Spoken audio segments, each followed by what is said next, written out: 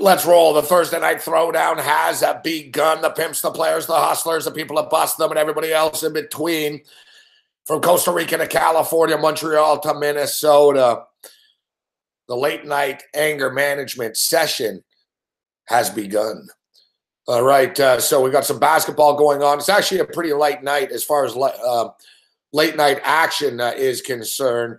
Teddy Covers is going to step up and in from Las Vegas this evening, and Teddy normally joins us every Thursday night at 11 o'clock Eastern. He's going to join us a little bit earlier as there's actually a conference call and an update as far as Gabe Morency is concerned. So nobody, and I spoke to Teddy earlier in the day, nobody is more in contact with Dave's family, the authorities, etc., than Teddy is. So Teddy will give us an update. Teddy's not really in the mood to break down any games, and there's not really any games to break down this evening. But Teddy's going to step up and in about 25 minutes, 10:30 Eastern. As this Gabe Morency story really is just, it's an enigma wrapped around a motherfucking enigma. Very, very frustrating. Yet, fortunately, they're not giving up. And Teddy will give us updates, but they're increasing. They're increasing the intensity now of stuff. Now, I personally think they should take a look at foul play as well, but the LVPD's on top of it, and Teddy can get into it in better detail than I can. But they're actually they're checking cell phone towers and pings, and Nellis Air Force Base is involved. Like the Las Vegas Police Department can only do so much with the technology that they have.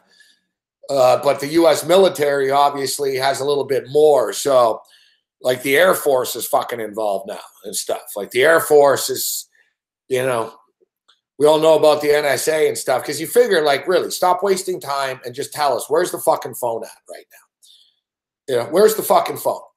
You guys, we always hear the stories about, they can track down your motherfucking phone no matter what.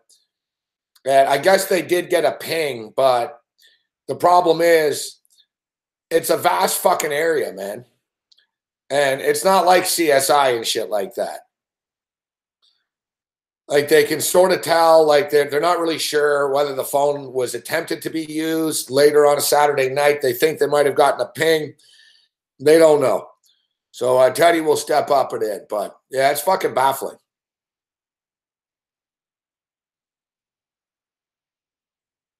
I just don't understand. Yeah, we can repeat ourselves over and over, but, obviously.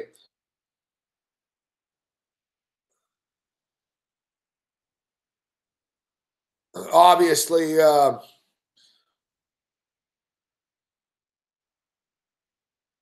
it seems like it's been a long time for us, but in reality, it's been 5 days now, which is quite a long time as well. Yeah, I just don't get it, man. They've had search parties out there, man, over and over and over. Like I said, I'm starting to get the feeling like he's not there. But we don't know, and I don't like speculating either.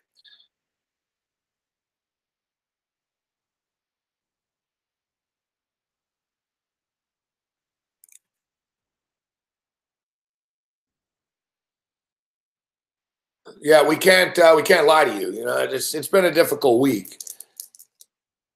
I'm getting through things. I'm doing things, but it's not something that just goes away. Like I said, I'm good friends with Gabe Morency. I've known him a long time, and it's pretty jarring. Like I said, I got to be honest with you. The fact that we haven't found him yet almost is positive in a way, but right now, I'm having a hard time believing that fucking he's drinking fucking, he found a water stream in a tree or something like that. And it's the survival of fucking story for the ages. As I stated, I'm starting to think something motherfucking happened. It's not impossible, I don't know if you're aware of this, but crime does exist and there are psychopaths in the United States of America.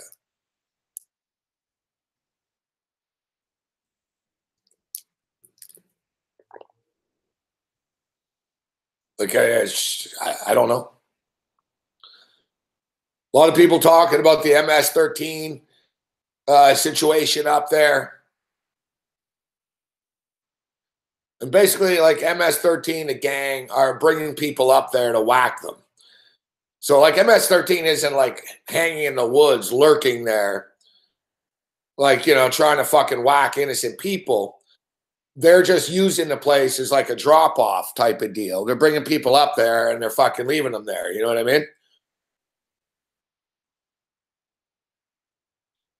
You know, did he cross? Did he see something he wasn't supposed to see? But then he would have been left there.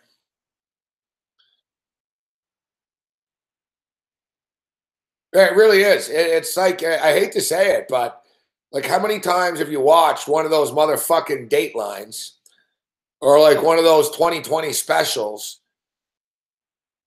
And it's just like a sheer ass motherfucking mystery. And to you, you're just sitting there eating popcorn at home. And it's just a TV show. You're like, man, that's fucked. Yeah, when you actually know the person, it's extremely, extremely bizarre.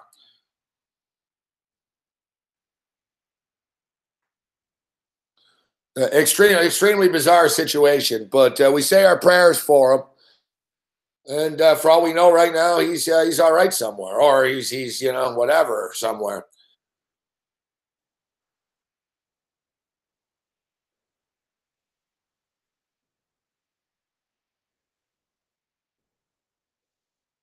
Now, I know that some people that might not know him and, you know, have said, well, you know, what did he? Maybe he split. Maybe he's not up there. He just split. Yet, where's he splitting to? You know what I mean? Like, and first off, he's not splitting, but where's he splitting to?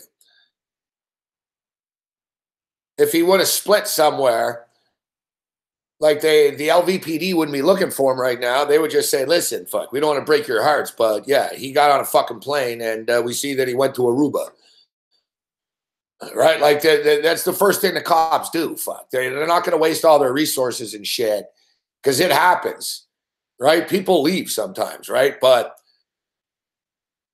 so what is he fucking what? He's in a cave right now? Like, you know, what is this? The Fugitive? Like, the whole thing's preposterous. Something fucking happened up there. To me, you know, that's where I'm at right now.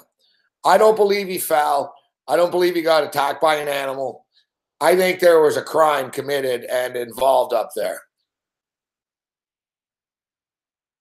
I don't know that though. You know, I don't know that, but I've suspected foul play for the last 2 days. All right. I don't like speculating out loud about this stuff, but I know there's a lot of concerned people here. But like I said, I brought this up 2 nights ago. I said, I hope the fucking cops just aren't fucking like, you know, looking for a hiker. I hope they're like saying, was a crime committed here? Like, seriously.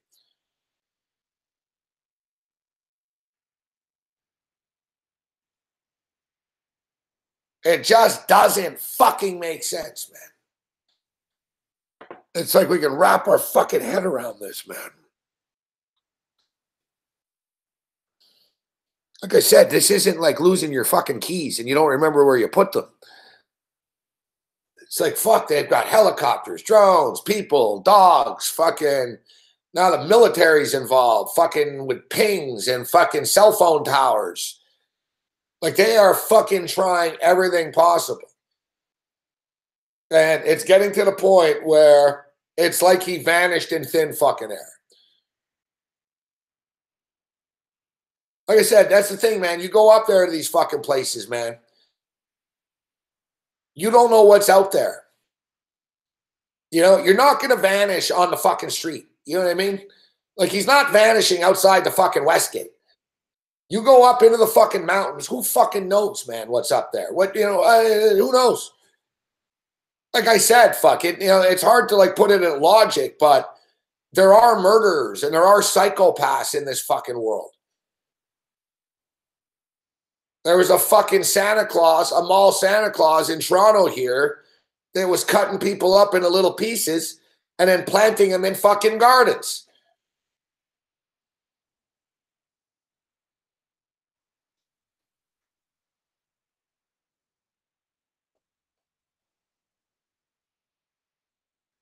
I don't know. It's just the whole thing disturbs me, man. But I've got weird, like just sort of weird chest pains all week about this.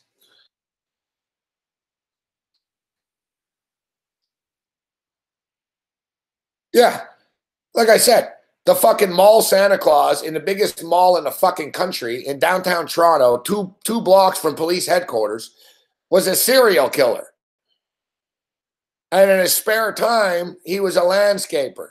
And he told an old elderly couple that, you know what, I'm going to give you free flowers and I'm going to make your garden for you because I'm a nice guy and you guys are an old couple and I know you love your garden. So they were like, oh, thank you. But what he was really doing is he gave them a garden, but he put a bunch of bodies in the fucking garden.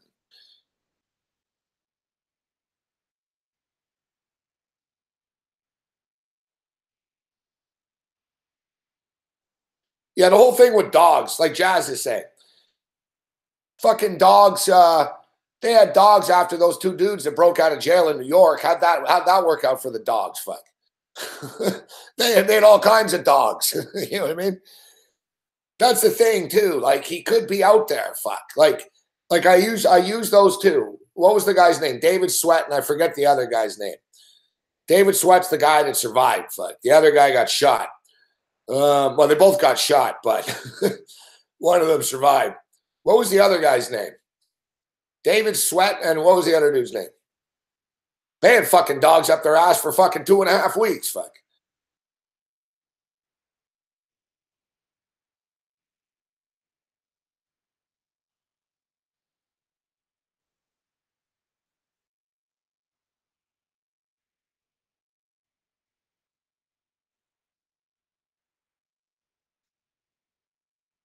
David Sweat. David Sweat's a hard name to forget. Richard Matt. That was his Richard Matt.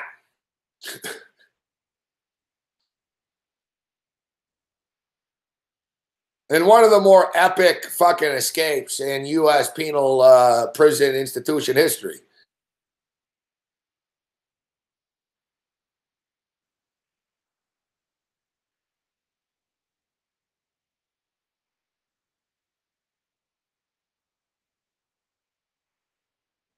I don't know, man. This Malinsky stuff, it's like fucking Alcatraz, man. It's like you'll never know. Like, where did they make it? I don't know. Fuck. The Alcatraz, I think they did make it, for the record.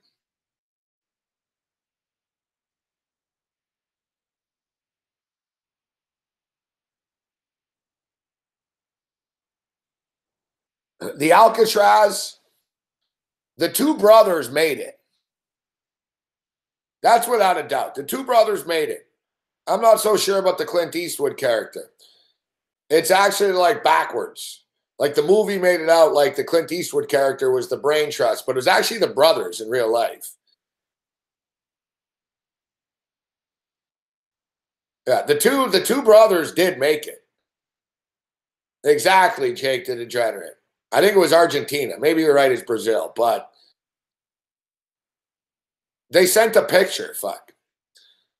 They couldn't help themselves. They sent a picture to somebody in like 1975, like 20 years later. I watched a piece on a U.S. Marshal and shit, and he basically conceded that they won. He's like, you know what? They did get away. He's like, they did. They met enough relatives. The two brothers, like, it's no doubt. Like the two brothers, there's pictures of them and shit. Supposedly one of them's still alive. He's real old, and they're just, they're it is what it is. Wherever he is, they don't care. And the other guy, like, was in the States. Fuck, like he supposedly someone realized, like, fucking their uncle was the dude that escaped from Alcatraz. Like later in life, they were like, "Holy fuck, is this you?" And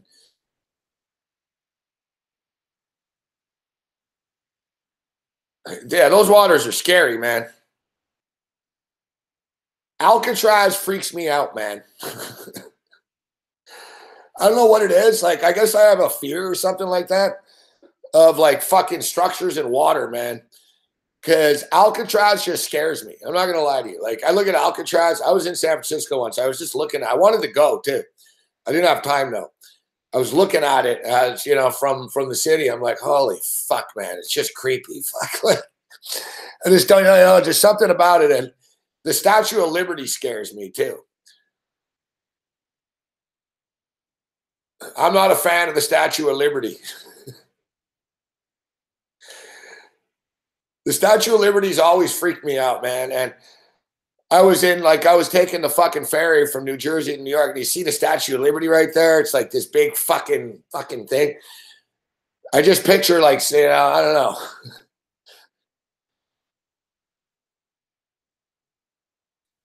Like Alcatraz, basically, like you go to Alcatraz, nothing good's going to happen there.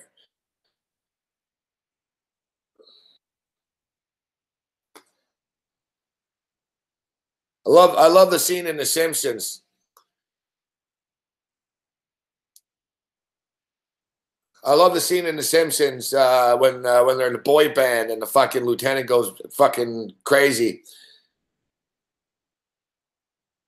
and they're going into they're going into New York. And Milhouse goes, "The Statue of Liberty, where are we?" He freaks out when he sees the Statue of Liberty. It's a good scene. I'm like, I know what a feeling, Milhouse.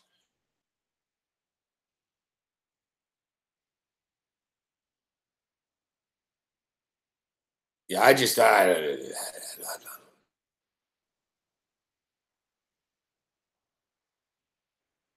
listen, there are some people where it'd be like, yeah, you know, the guy's probably fucking having a drink somewhere or whatever. But this isn't, that's not this case, you know. Dave Malinsky was like the happiest person we knew.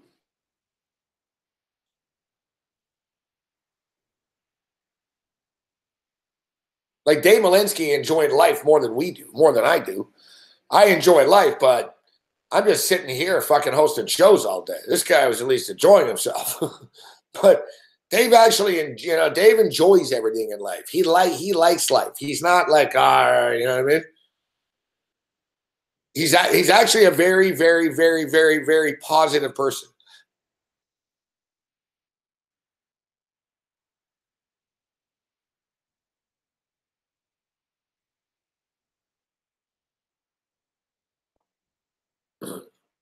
Who? Telly Savalas. Yeah.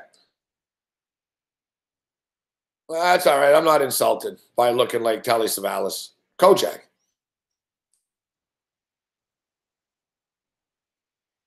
We get it all. Vin Diesel, Kojak, and of course, my personal favorite, Moby.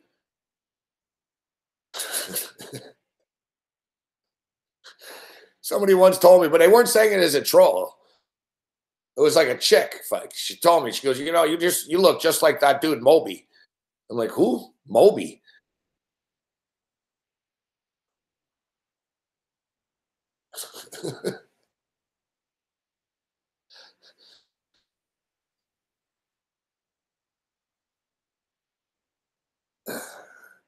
I'm a white bald guy. We all look the same. Like, what do you want me to say? I look like the guy in that song. Don't give up. You got a reason to live. Don't give up. Remember that song? What was that song? You know, I'm coming. Some of Marilyn Manson. Marilyn Manson, I'll kick your ass. Don't. He's on the elevator in the video. What the hell was the name of that song? Yeah, thank you, Reggie. Good hearing, Reggie. See, Reggie would win. Good, nice call, Reggie. No, it's not Right Said Fred. Good call. You get what you give. Don't give up. Yeah, those guys were one-hit wonders. Yeah, I do look like. Thanks, Lebowski. No, Right Said Fred, or that's the I'm Too Sexy.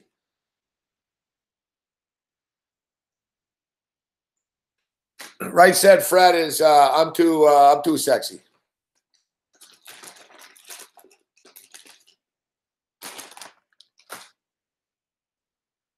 We're trying out some product from the dispensary Jazz, the Jazz dispensary.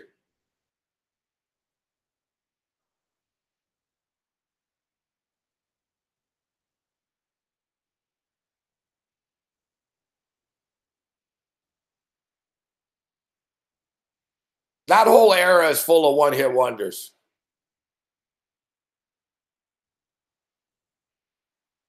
Thank you, Chris Medina. All those guys.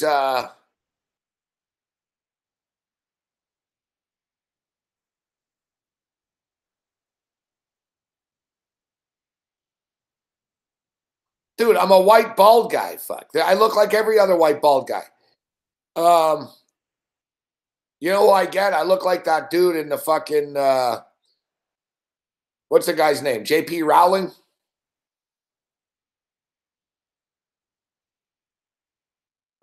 Lamont Roach Jr. to win by decision. All right.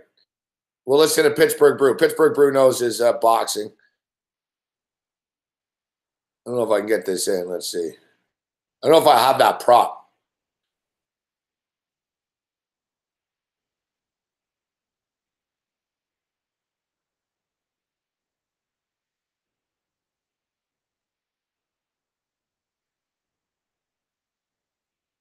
I can't get in on it. Fuck, Thomas Adamic still fighting. Holy fuck. There's my boy Phil LaGreco fighting Amir Khan.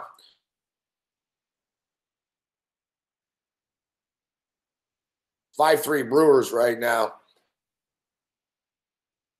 1-0 San Francisco Giants. We've got that parlay, Brewers and D-backs.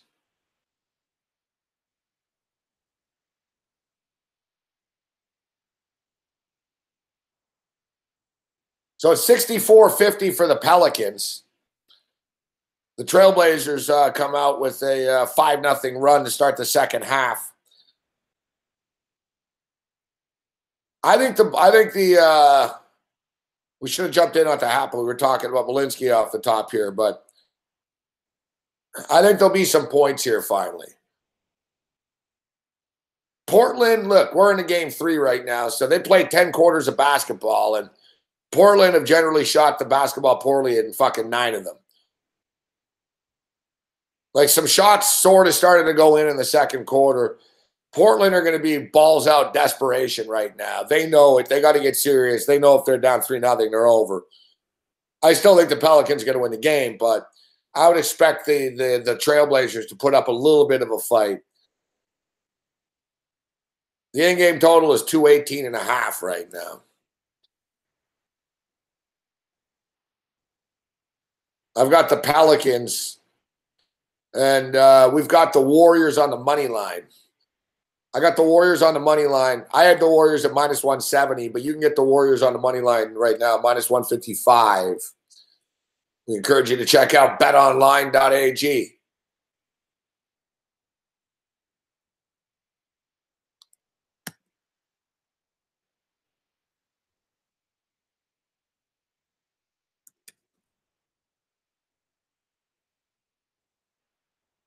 The NFL schedule for 2018 has been released.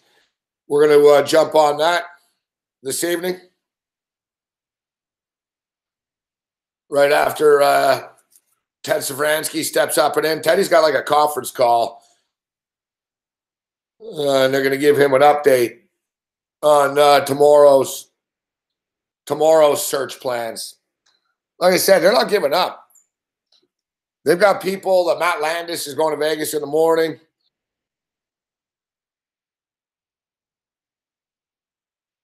Unfortunately, you know, the authorities are only going to the authorities are only going to look for so long, right?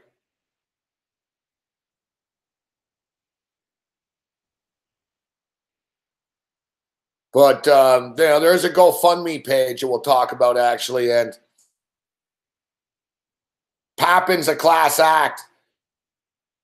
Pappin, very classy, want to donate his winnings donate the winnings to the GoFundMe account for the Major League Baseball Survivor Pool. Except I'm a stupid fucking idiot, and I forgot, and I didn't realize I forgot about Regis, and Regis still being alive in the pool. So either way, yeah, we're going to put some money in after, and class act, Pappin is. My apologies to Pappin.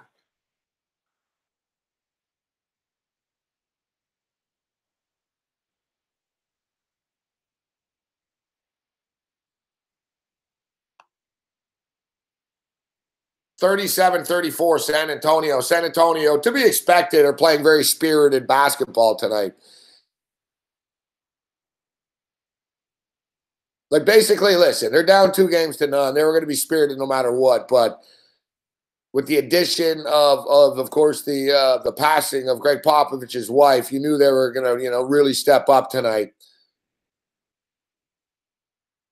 They're playing extremely well right now. But it's going to be hard to sustain this type of emotion and intensity for the full 48 minutes of time and 2.5 hours of real time.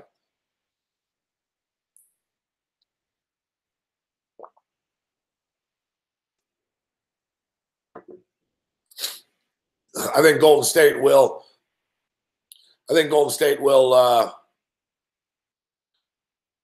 Will win this basketball game still. So we're now joined by Ted Savransky, joining us a little earlier than usual, and he's just going to stick around for a little while and give us an update. As we spent most of the show talking about the Dave Malinsky situation. And as I stated, nobody's been more on top of speaking to the family, the authorities, the volunteers, etc., and everyone else that are looking for Dave. Teddy, what's up, Teddy? Hey, look at me, man. Look at me. I'm freaking trash tonight, dude. Again, I'm shattered. It's been the nightmare week. I'll answer any questions. I know everything. So fire away, guys. Really. I know that. Okay. What are we talking about? What are we starting with? A terrible fucking week. Well, we know this, but it's sad, Teddy. Out of everyone, I don't know if anyone's closer to Dave than you are, actually. At least in this community. I've known him, a while, and I'm close to him, but, you speak to him on a daily basis. So I know this has been rough on you this week. And it's, what can you do? It's just sort of a constant sort of, I just got to have a weird fucking heaviness in my stomach all week. You know what I mean? It's sort of like a weight that it doesn't go away, and you can't pretend everything's all right. You sort of do your thing, and at times I sort of get angry, like I'm starting to get madder about it, just sort of frustrated, and that's where we're at right now, Teddy. But I hate speculating out loud, but there's a lot of people here that care about Dave, obviously, and I brought this up a couple of nights ago about suspecting foul play and just being fucking baffled as to how they can't fucking find him out there. If he fell, if he got injured, if he sought refuge in a sheltered situation. I just can't. It's fucking an enigma to me, Teddy. It's just a fucking enigma.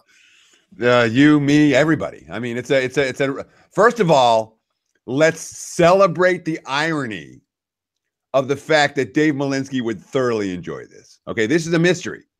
All right, this is a mystery. It's an episode of Dateline, except it's not cool when you know the person in the episode of Dateline. There's more than, I mean, come on.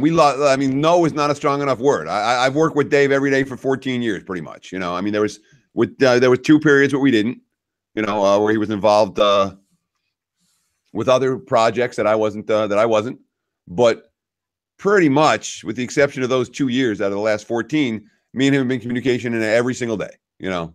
I've talked to him 50 times when he's gotten back from the mountain. I've talked to him 50 times before he went up to the mountain.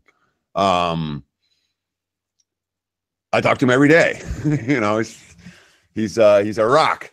So we got to be rocks now and figure out where the fuck this guy is, because right now it is really an issue.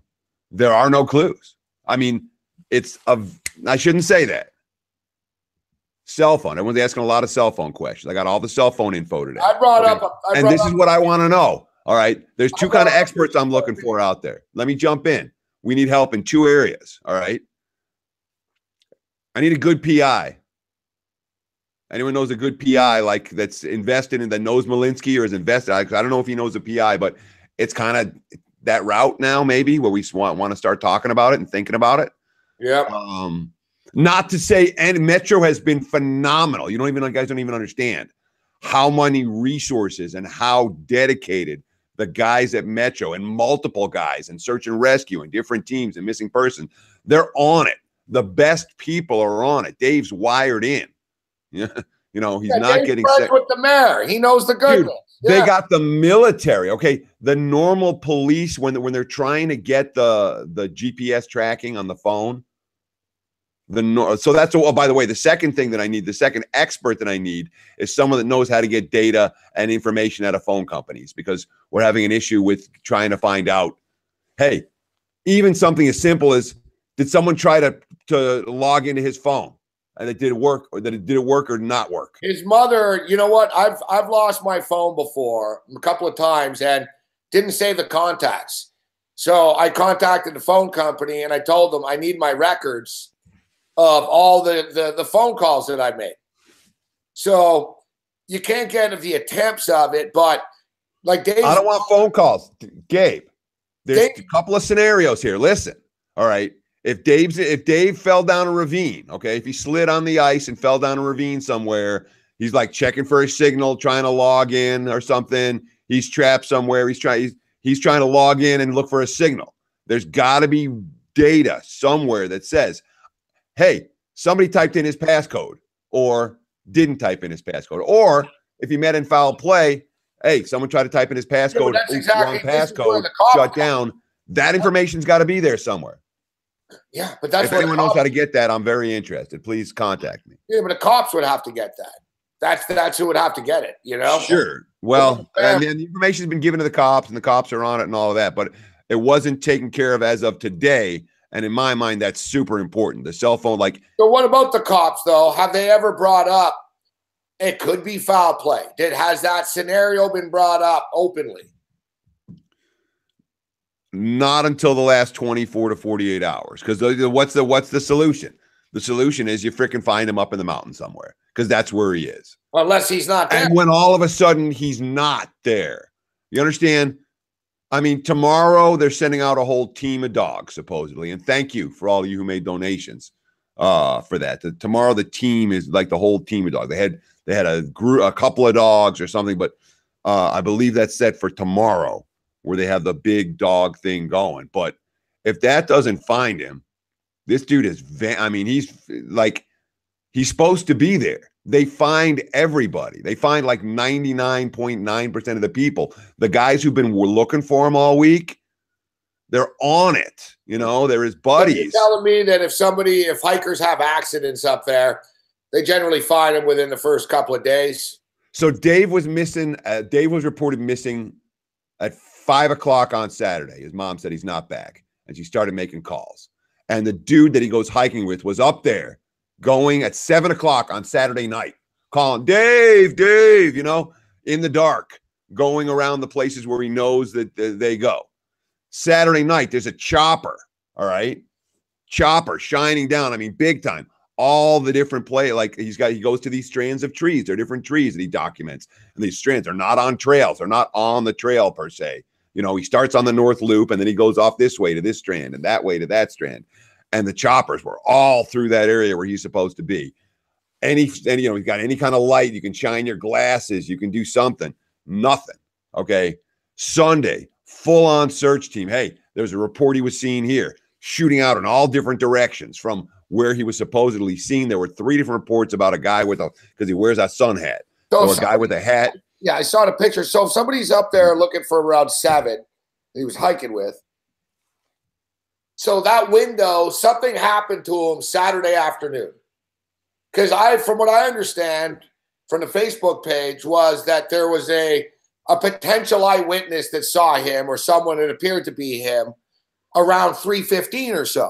Okay, there have been multiple eyewitnesses. None of the eyewitnesses have been proven unreliable, but they're the 3 different eyewitnesses he's seen in 3 different spots. That he's not going to be in all. He's not going to be in all 3 of them.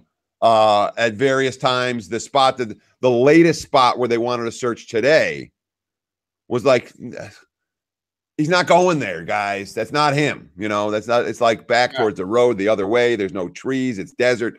Dave goes to the trees. Okay. I know where he freaking goes. He goes to the trees, up and down, one way or the other. I talked to him one time after he almost had an accident. He's like, wow, that trail is bad. He said a post last April talking about which trails to take and which not to get to the various strands that he was going to, you know? So he knows the dangers. He's on it. He's very precautious too. He's a smart guy. Yeah. He's analytical. Like, so yeah. So they're searching. By Sunday, there's a full-on search, you know. Monday, they couldn't do much because of the good conditions. They were still on the ground.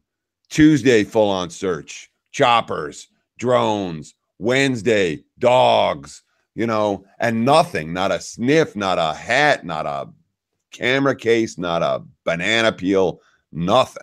So at this point, you ask the question, are they starting that after all of a sudden you find everybody, and now here's a guy that you're supposed to find and you can't find them.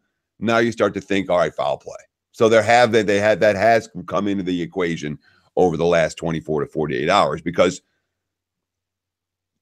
there aren't a whole lot of other solutions.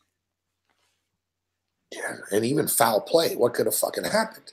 Okay, so there's two kinds of foul play. All right, you have the random, the wrong place, wrong time. You saw something you weren't supposed to see. Okay, great. Someone's gonna gun you down or whatever. Toss you in the bush. Yeah. And there's going to be blood and they're going to see it and it's not going to be hidden with 400, you know, way up in the mountains, you know. Or you have the Dave had some hidden enemy and Dave had gambling debts that nobody knows about. And fuck, I mean, you know, if he did, he hit it really well. Let's put it that way. Yeah. You know, maybe, I mean, one thing that Dave did, Dave was friends with a lot of girls. And on top of it, the jealous boyfriend thing, maybe, I mean, you know, someone follows him and tracks him up there. Follows them for a half hour and up into the mountains. So hold on, because I was going to say, number one, people brought that up. All right, he's a gambler, blah blah. No, secondly, I don't think he had that. Secondly, if people in that industry want to get you, fuck, they'll just fucking run you over, fucking like outside, like you know what I mean? They'd run them over right on Las Vegas. Think about remember when Allen Boston got popped? Yeah. They popped him right in front of the Riviera. Boom, pop. Like, you know. Yeah, like by the way, they're not going to plan this and go like this whole. But it's interesting. You just said so. He did have a lot of lady friends. Friends, not you know. He wasn't scromping around. You know. Do you know Dave? Dave's a classic. The girls loved him because he wasn't hitting on them. You understand? But yeah, he had probably. Well, I'm just saying because I remember Teddy when I moved to Vegas, they fucking found a car outside my fucking condo. And it was a couple, it was whatever, man, a taxi driver that fucking whacked a fucking dude that was sleeping with his ex-wife at Red Rock. And they pinned him because his fucking cell phone was up there. But no, but I don't think this either. Like, I don't know. It's like, well, again, you're grasping at straws, bro. I know. At straw. But let me get into the cell phone thing again, because there were a lot of questions about that. Okay.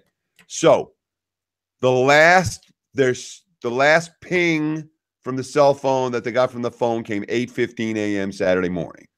One thing we don't know is whether every Saturday he turns his cell phone on and off, or whether every Saturday when he goes up there, he's out of range, and that's normal.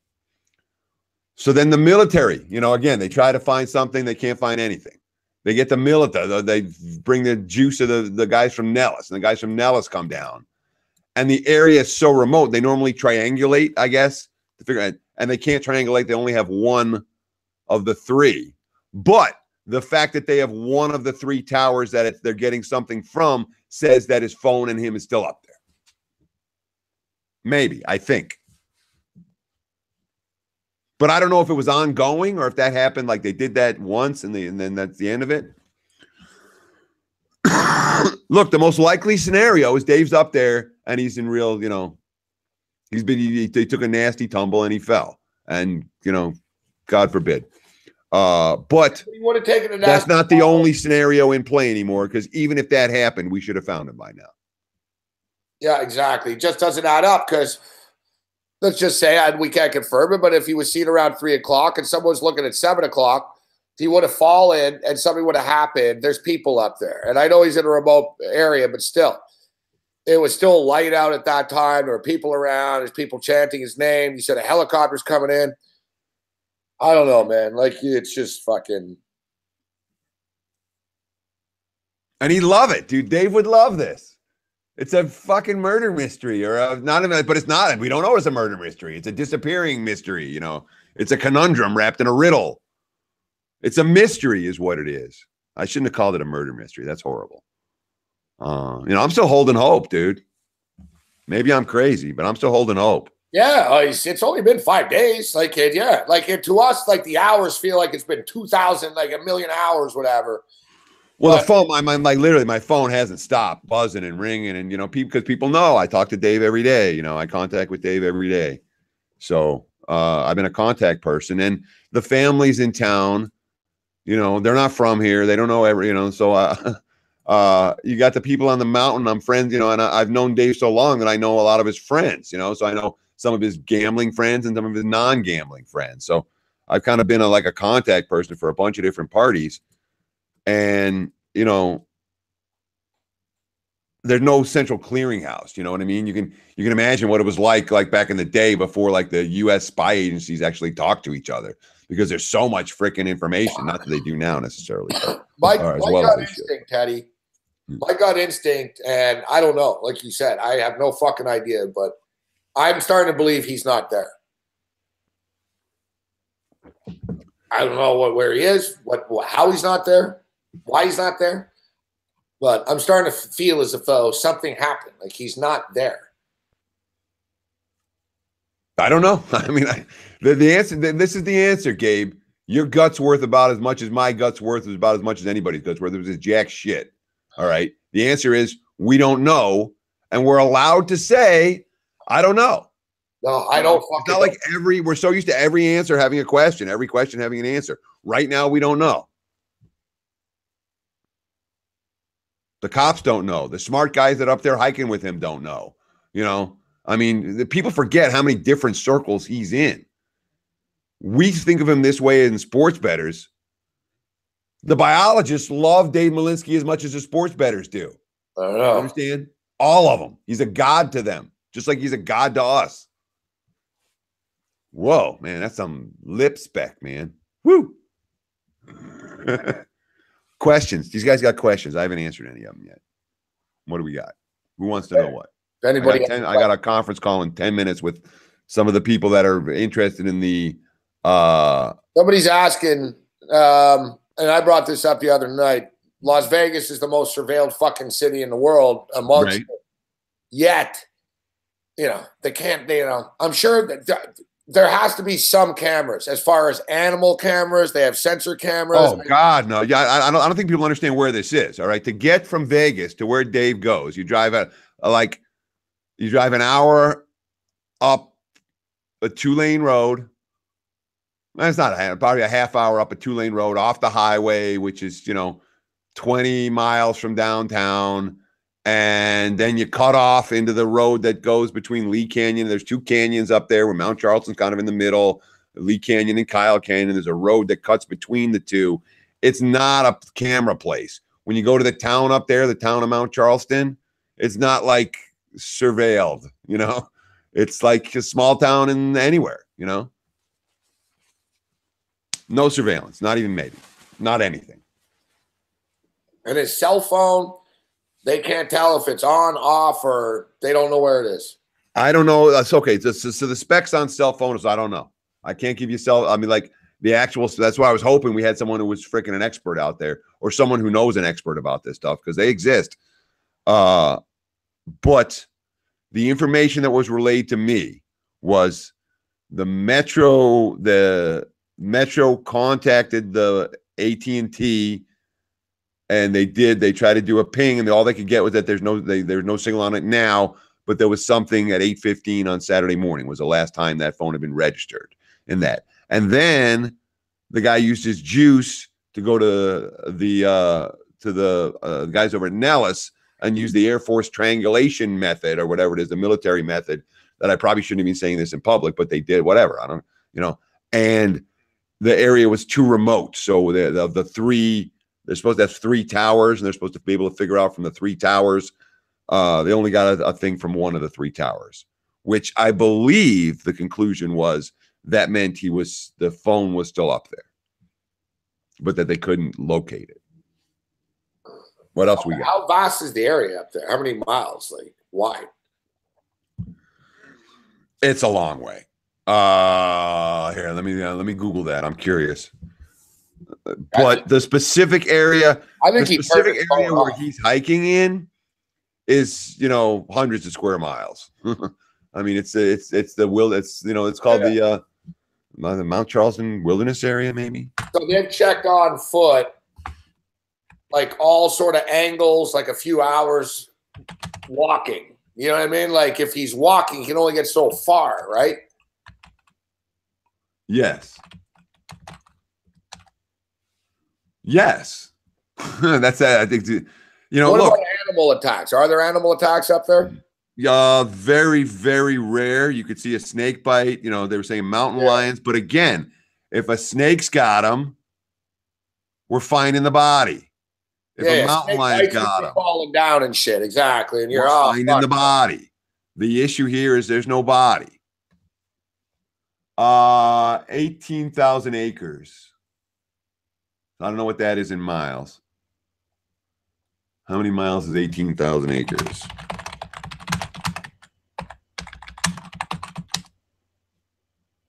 $28 square miles.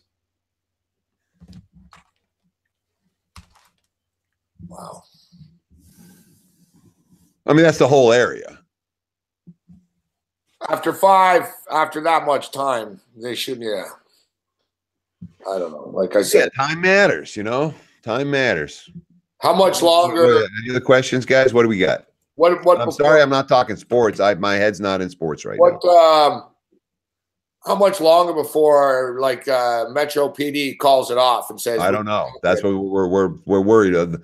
We're already past the due date on when they're supposed to call that off. So there's concern about that. But I heard they were searching. They're planning on searching all through the weekend.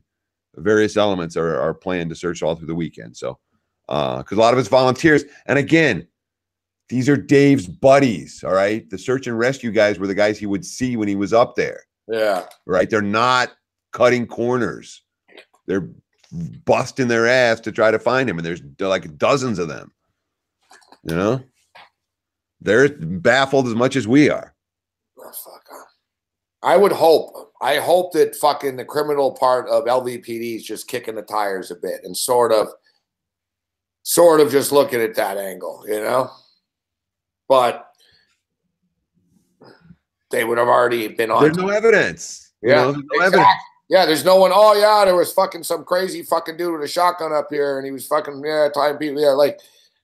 I mean, honestly, if Dave died like that, I hope we never find the body because I don't want to know that. That's not the way Dave's not dying because some fucking random guy's up there with a hatchet, I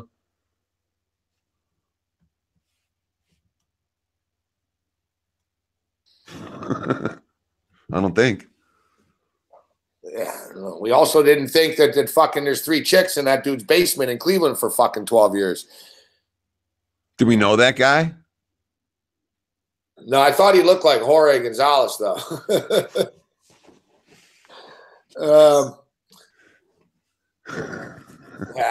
Sorry. Jorge's Secret Life. So my wife, is obsessed, like when the documentaries come on with that one, she's always watching it. What, that Cleveland story? Yeah, I'm like, why is that one? Why are you fascinated with that one? Because you like the Jody area stuff, or she gets fixated on whatever some of these stories. But that one, she's like, zoomed in. I'm like, why that one? She's like, I don't know. It's interesting. Fucking horrific. Yeah, I don't know, Teddy. It's tough. Like I said, it gives me a headache. Like I have an ill feeling. Like I said, I haven't felt well all week. It's just it gets more frustrating as the days go. To be honest. Well, that's just it. There's supposed to be something by now, and there's nothing. And I mean, like Dave writes half a sports bit every day. More than half. So and to the graphics, he does all of that. Well, now he doesn't. So now, and I'm shattered, dude. That show sucked this week. It'll be better next week. We'll figure it out, but hopefully we'll have Dave back to do it. Yeah. But it's hard to focus on a lot of, I mean, I've been as distracted and disjointed as I've ever been for this amount of time. Sometimes you have a bad day or something goes on, but I don't usually have a week where it's kind of like a lost week. And fuck, I couldn't win a bet. I couldn't do anything right. I just joined a new site. They all hate me. It's like, oh my God, it's just the worst. I know. Fucking life, man. Yeah, exactly. Isn't it supposed to be a lot easier than this? No, like, I know you got to get going, but no, but when you're 17, you're not thinking any of this stuff. No way, dude. Like, it's gonna be way easier than this. I mean, that's what you don't know as a teenager or a young man is how much shit actually clogs up the system. I broke my foot like 7 years ago, whatever it was. 5 years, I don't know what it was 5-7 years ago. I broke my foot and I was in the hospital after, and I was in the fucking ward with like fucking fractured bone patients. And it was all old people. Like I broke my hip. I fell over. It was all old people, man. And I'm sitting next to this old lady. And she sees me come in and I'm alone and shit. And I'm struggling and like I nearly fell. You know what I mean? I sit down and she's like, "You don't have anyone here with you, young man?" I'm like, "No." She goes, "Neither do I." And like this lady's like all fucked up. She broke her hip and stuff. She goes, I don't want to make your day any worse, but she goes, "I got to tell you," she goes, "it only gets worse as you get older." She started just unloading about fucking people dying and injuries and how she's always at the hospital. Yeah, it really didn't make me feel too much better. I liked her spunk though. She had some spunk, but yeah, like you said, it's the adventure, Teddy, man. Like I said, I've lost a lot of people, as you know. Over like a few years ago, I lost people. We live for those who can, man. You got to stay strong and move forward, but always remember and not forget yet. We need to fucking find them and figure it the fuck out. Well, yeah, I mean, look, I'm going to die. You're going to die. Every person watching us is going to die. We're all dying. Every one of us was born with a fucking death sentence. And that's just how it is, and some of us are going to die in a ripe old age. Some of us are going to die randomly way too young. And that's the nature of life. And that's the way that life has always been. But if my friend got murdered by someone, I want to figure it out. If my friend's laying up there in the mountains, half alive, I want to get him down. If my friend's, it's time to bring him down. It's time to find this guy. That's just the bottom line. Yeah. Yeah. And the clock's running out because, yeah. Listen, my phone, I got this call. I'm supposed to buzz somebody in. I got to go. I'm sorry, guys. I got people up on the mountain that are trying to set up something for tomorrow, and I got to get it before I get on the conference call with the people that are trying to figure out if there was any financial trouble that we don't know about or something like that. Hang in there, Teddy. Sure, buddy. And again, what would Dave say? What would Dave do in this spot? He'd fucking put out a show tomorrow. He'd be on air. He'd laugh at he'd laugh at the irony of it. He'd enjoy the mystery of it. And he'd put one foot in front of the other and keep walking. And that's exactly what we're doing, brother. Dave would be analyzing the situation. Sure. Making a number. He'd be making a number on when we find his smarmy ass, over under Saturday. Yeah. Saturday, that's what I was actually thinking. It crossed my mind, not to be morbid, but he's so smart. I was just thinking, man, wonder what was going through his head. Like if it did end like that, I'm sure he would find some sort of humor in it, though. Like you said, Look, life is a. I mean, we talk about this great life. Life is a comedy and a tragedy, but that's what it is, man. Life's a freaking tragedy. Shitty things happen all the time. We live in the really good part of the world compared to where most people live. Shitty things happen every day, everywhere. Exactly. Laugh about it. You got to find stuff to laugh about, or it's just a shit show. You got to find stuff you enjoy, and that's why I talk to you, Gabe, and that's why I bet on sports. And That's why I'm getting off to try to fucking find my friend. So I appreciate the time. You get the time, we got the beer. Thanks, Teddy. Sure, buddy. Peace. Have a good night, guys. Ted Savransky.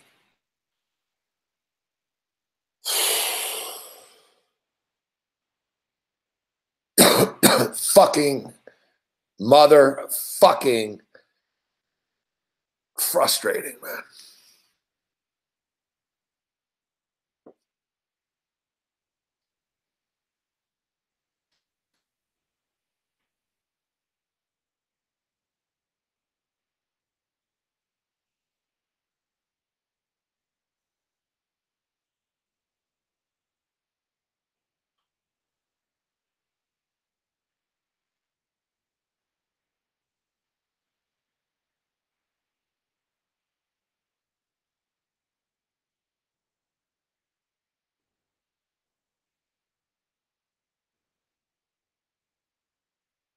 I think I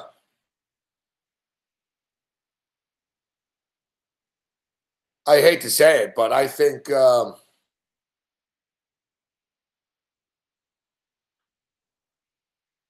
not going to know. Like, this is my gut instinct. I don't think they're going to find him tomorrow. I don't think they're going to find him this weekend, and I think we're just not going to fucking ever know.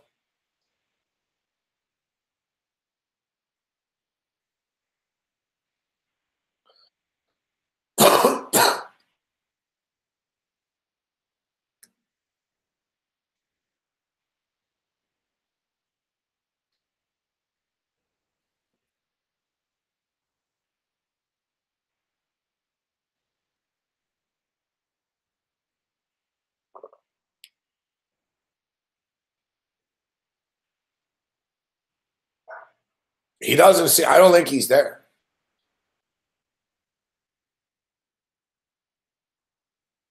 Or exactly. They'll find him in 4 fucking months or something. But I mean, I don't know.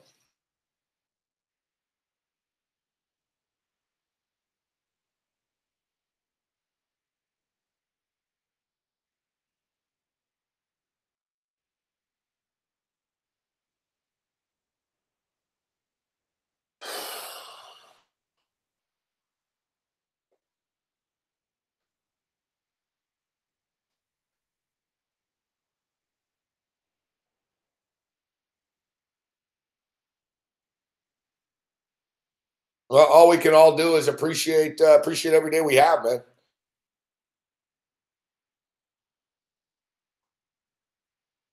Appreciate every day we have.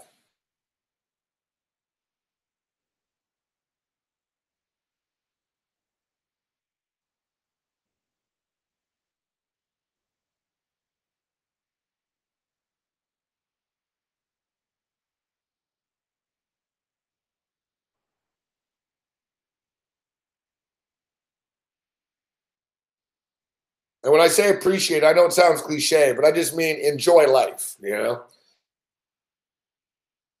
which I don't always do. And life is better when you do, actually. Even when bad things happen.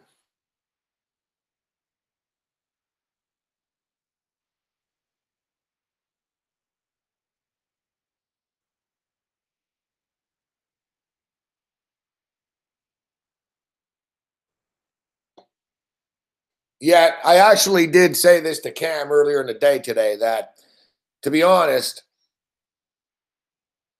I'd rather go in like one swoop than fucking prolonged and like old and ill.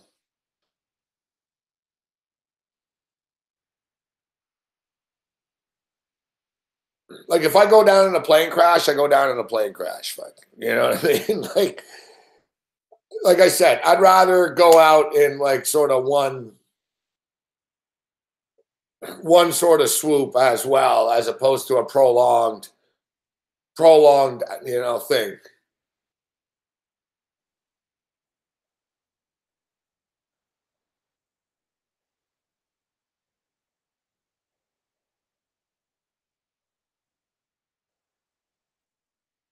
I don't know, man.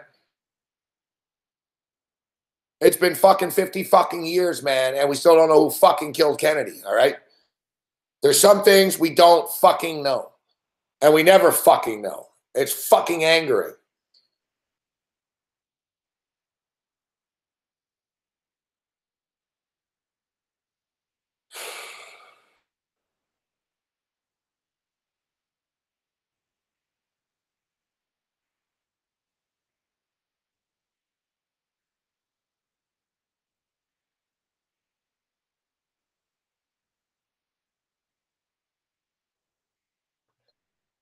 Yeah, that's the thing, Alan Action, that,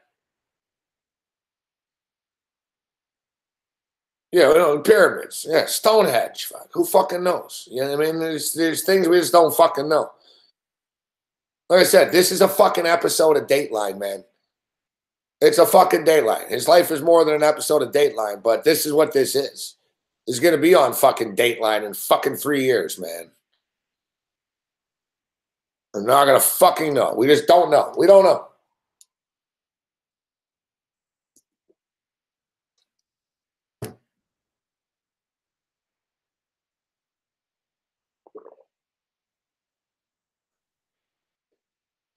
I agree with predictions, guy. Like,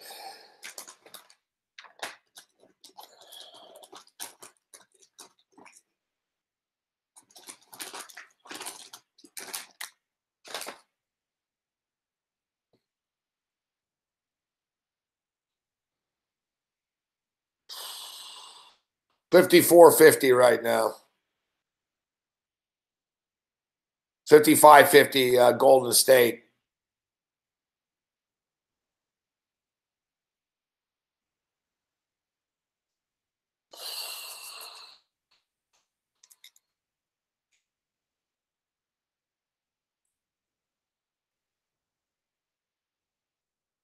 It's like I said, you got to enjoy each and every day. Nobody wakes up in the morning and thinks I'm going to fall off a mountain today. Nobody thinks, you know what, I'm going to get fucking run over fucking crossing the street today. I'm going to get in a car accident today. Or I'm going to get fucking shot today and fucking robbed. And it's funny because people are, oh, no, it's impossible. But it's not, nothing's in fucking possible, man. Nothing is impossible in this fucking world we live in. Nothing. It's crazy shit happens every day. Like I said, you're like, oh, no, no, no. Like, who fucking knows, man? Who fucking knows?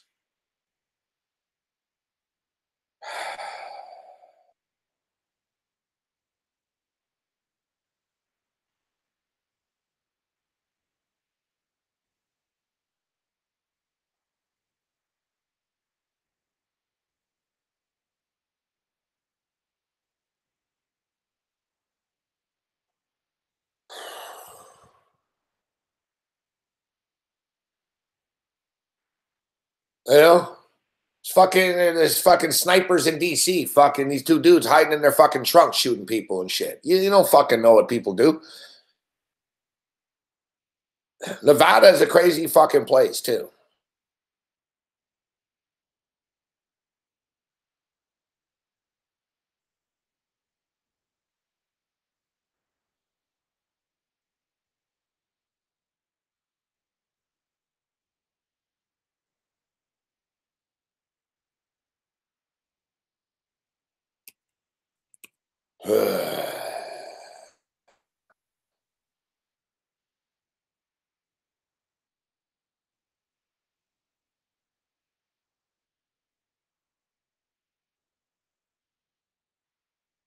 Yeah, exactly, Sean Robertson. Listen, people need to, you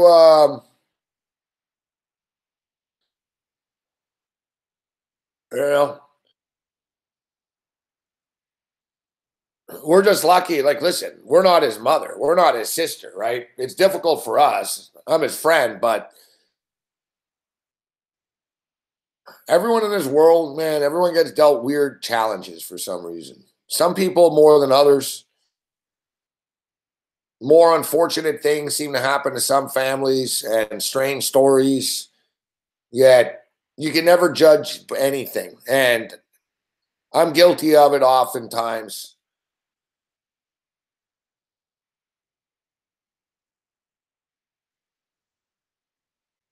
You know, sometimes, you know, you'll get in an elevator or something, you'll think, oh, fuck. You know what? My neighbor's a jerk off, doesn't talk in the elevator. For all we know, the fucking neighbor's fucking mother just died or something. Like, you don't know, right?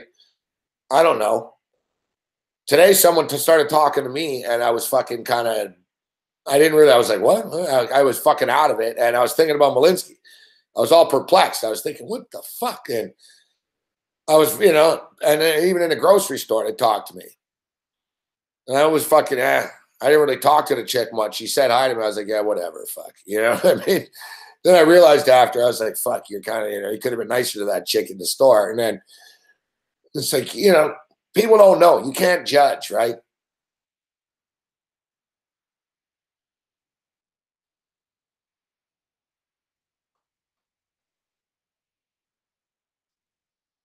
Good example. A good example is, remember the U.S. gymnast girls? Remember that they all look like bitches and shit? Like they were standing there after they won medals. And even when they won, they didn't look happy. Remember the chick did the famous fucking thing with her mouth there? She looked all bitchy and pissed off because she finished in second or whatever.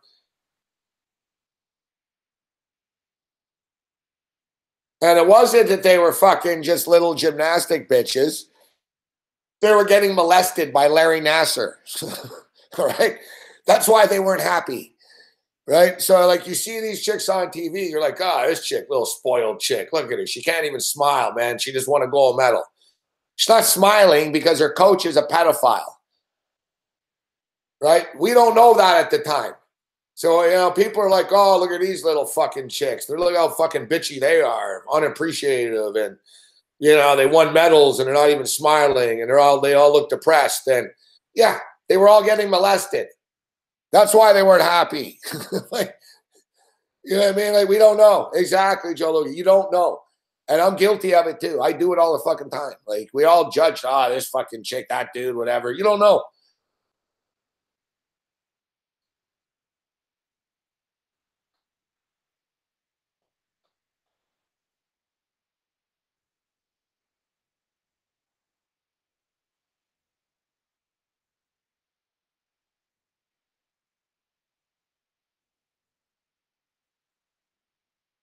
Yeah, it's all over the news, Kyle. It's been in every news, man. I think it was USA Today, New York Post, New York Daily News. Yeah, Dave Story's got picked up by the AP or something. I don't know. It's out there everywhere. The New York Post was in the sports section as a world famous handicapper, Dave Morency, missing.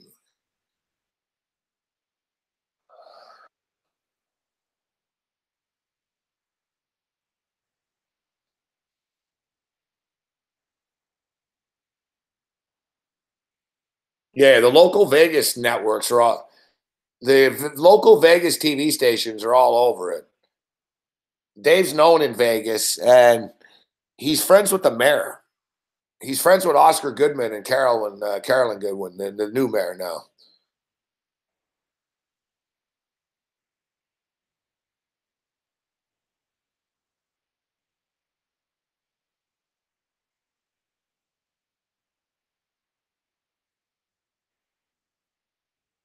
See, that's what I'm saying, Derek. That's what I'm saying. You know, you never expect that, right? Like, you know, that's what, like, the shit happens. That's what I'm saying. Fuck.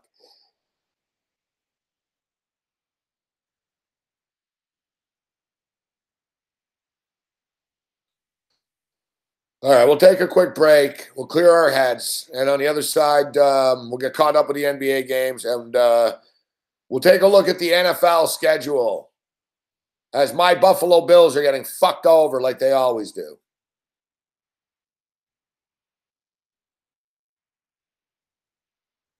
Looking at the Buffalo schedule yet. I got to look at the Seattle schedule. That's Seattle is going to be my new home team.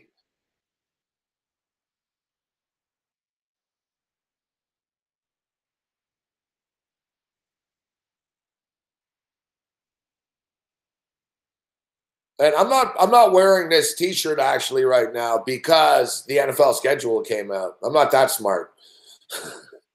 It's actually by chance.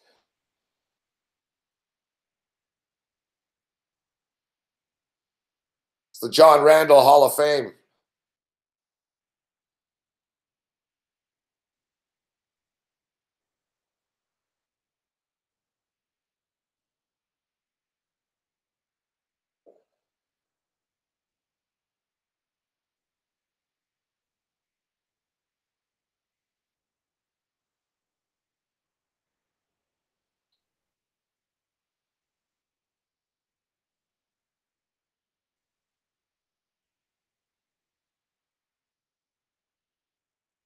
I appreciate that, Chris. Well, I would hope that if I disappear, fuck, people would care for more than a minute.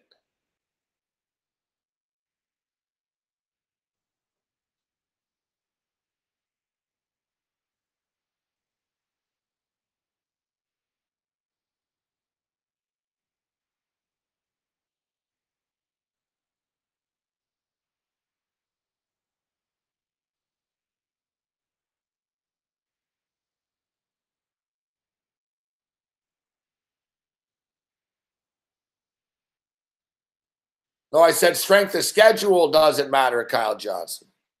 Yeah, I'm a bandwagon jumper. I love every team. Thank you, Metal Bob.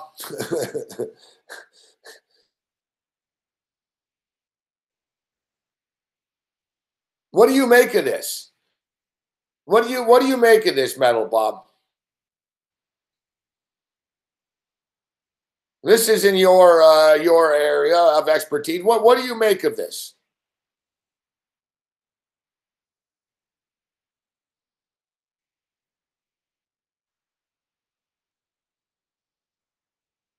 You're playing me shades of PD.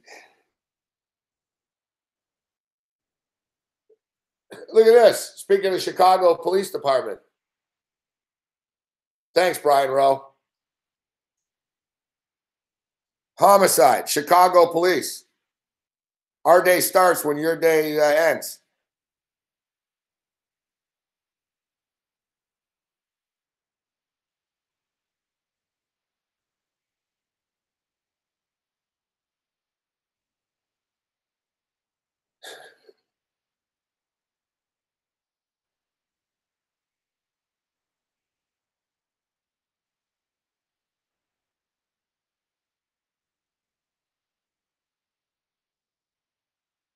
Where did I get this? Why do I have this? Because Metal Bob, I was like, man, did Metal Bob give me this? I'm like, no, I've had this before. Like,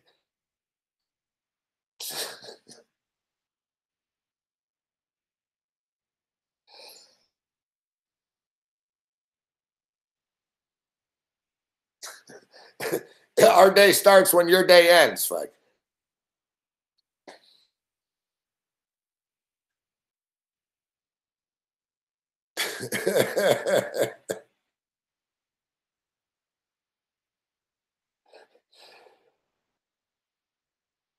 man, I just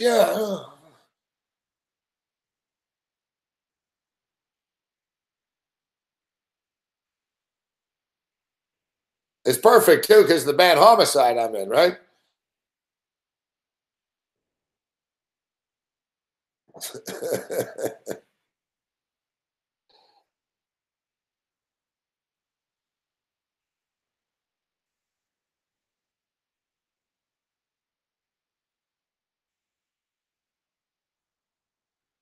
Yeah, I hope to see you, Metal Bob, at the IFBC August 24th through August 26th.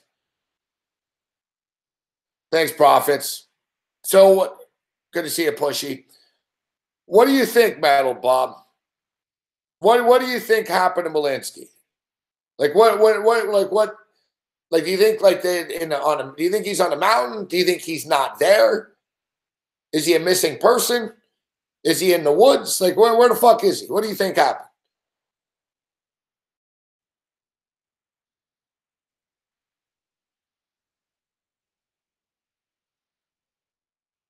See, whenever a guy goes missing there, it's always gang shit. Yeah. Yeah, there's snow up there, but only on the top.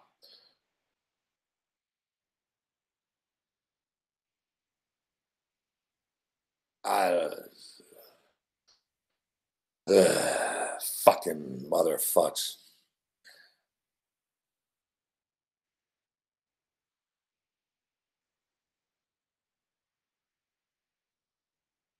All right, so we took that over 218 and a half in the Blazer game. Not going to get there. Where are we at now?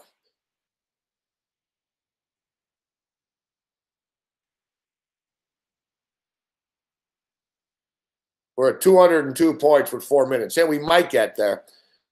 The Blazers are just, listen, I'm on the Pelicans. The Blazers are gutless. This is who they are. They're overmatched. They're going to get swept. I told you last night the Pelicans can beat anybody. The Pelicans are going to be able to compete. The Pelicans are going to be able to compete with the Warriors or the Rockets, whoever they fucking play. This isn't just a one-off in the first round. The Pelicans are a fucking dangerous team. The teams are not going to want to play.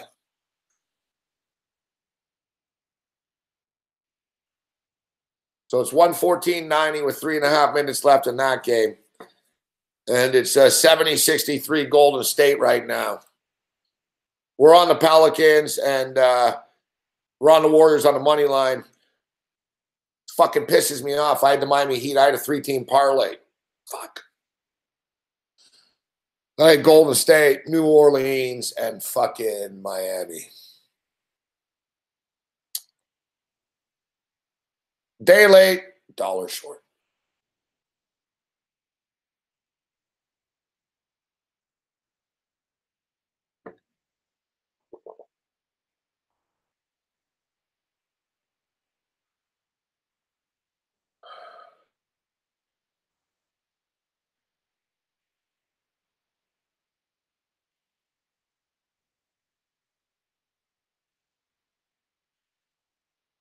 Baseball parlay still rolling.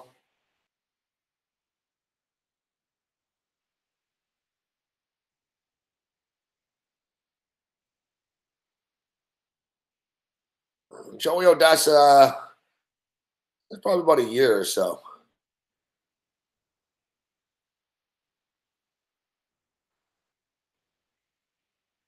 All right, so listen, we'll take that break. On the other side, we'll come back. We'll talk about the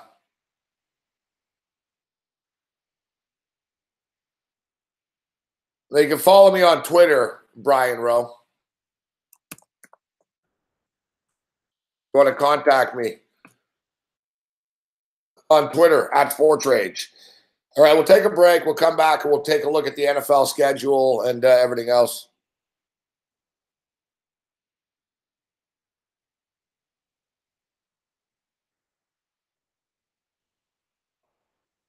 As there's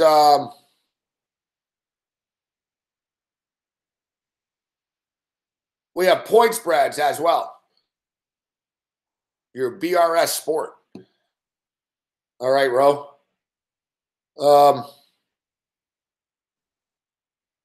Yeah, Odessa is trying to lose followers. That's his mission in life.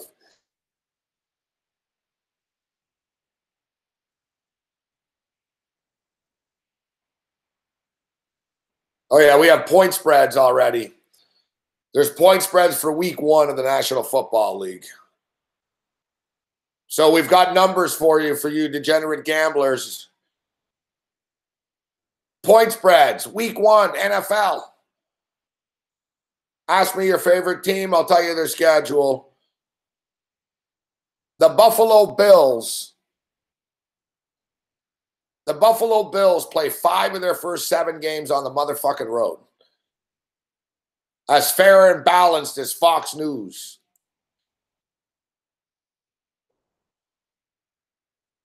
And 77-66 Golden State, 2.5 minutes remaining. Detroit Lions are on Monday Night Football to open up the season. All right, so give me a minute, Goldster, and we'll hit the schedules.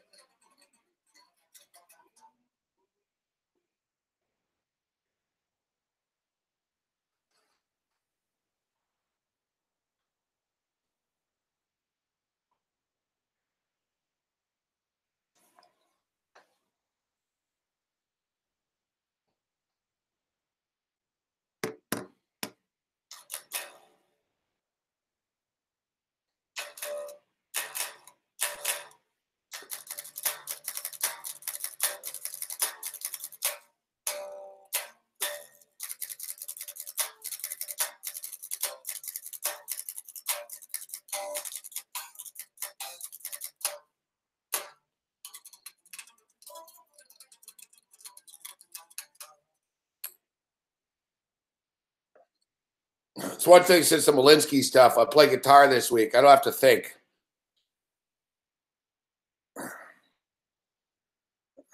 I can take frustrations out with a guitar.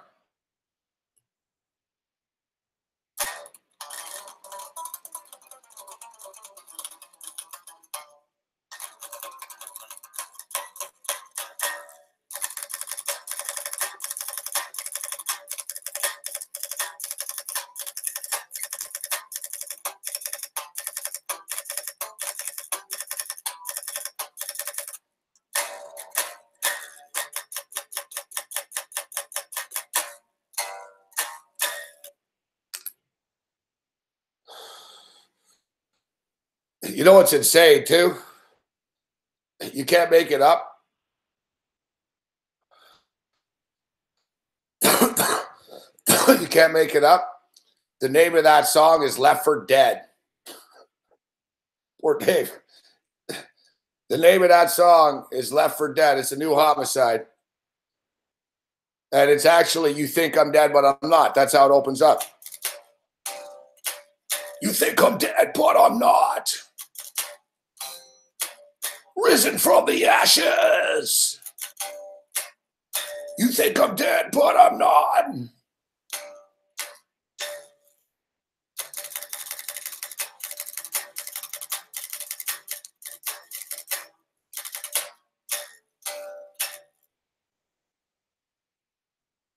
It's a good guitar. I got a problem with it, though. I got to fucking take the shot.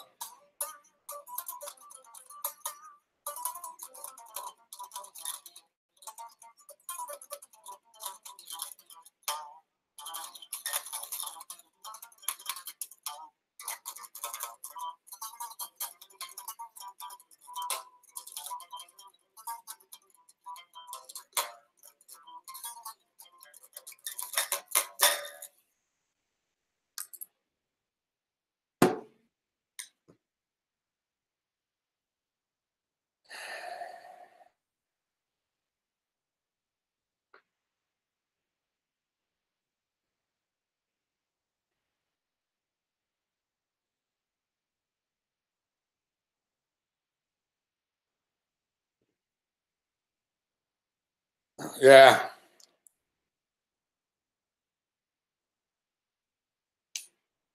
I'm telling you, Des Bryant's going to be a New York Giant. And you got to love the irony.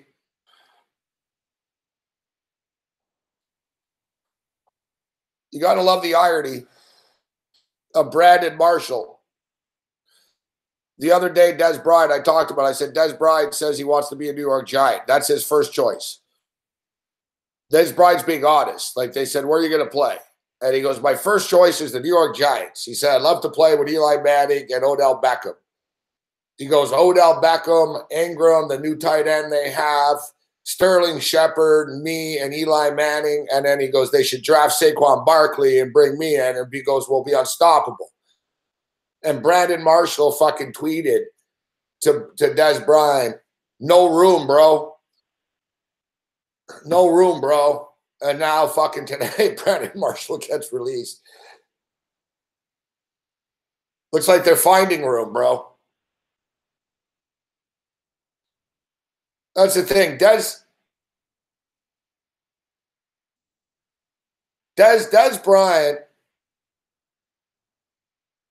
Bryant would sign with fucking anybody in that division.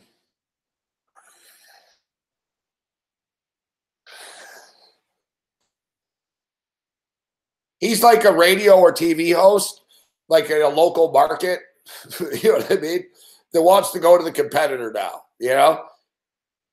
He's going from WABC. He's like, all right, I'm going to fucking WNBC now, you fucking cocksuckers.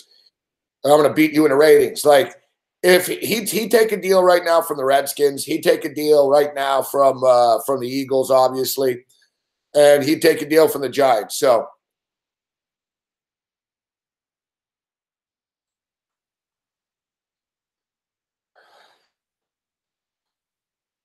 and the fact is, it is true. Even though the Giants were terrible last year, they have a new coach, and that division sucks. Fuck.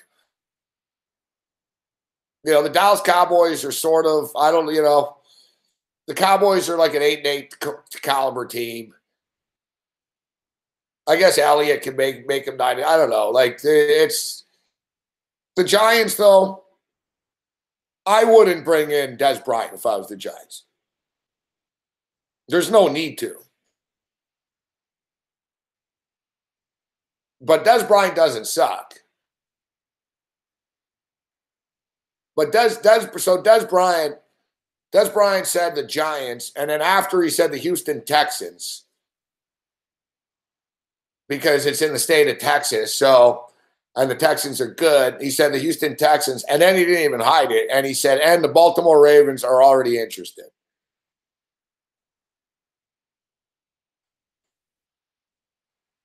The Baltimore Ravens have already called them. Of course, that's what the Ravens do. The Ravens refuse to like get a good wide receiver, so they just sign like fucking washed up guys all the time. Des Bryant's not washed up, but he's not like a number 1 or number 2 receiver. Des Bryant, I said this before, Des Bryant needs to do what Larry Fitzgerald did.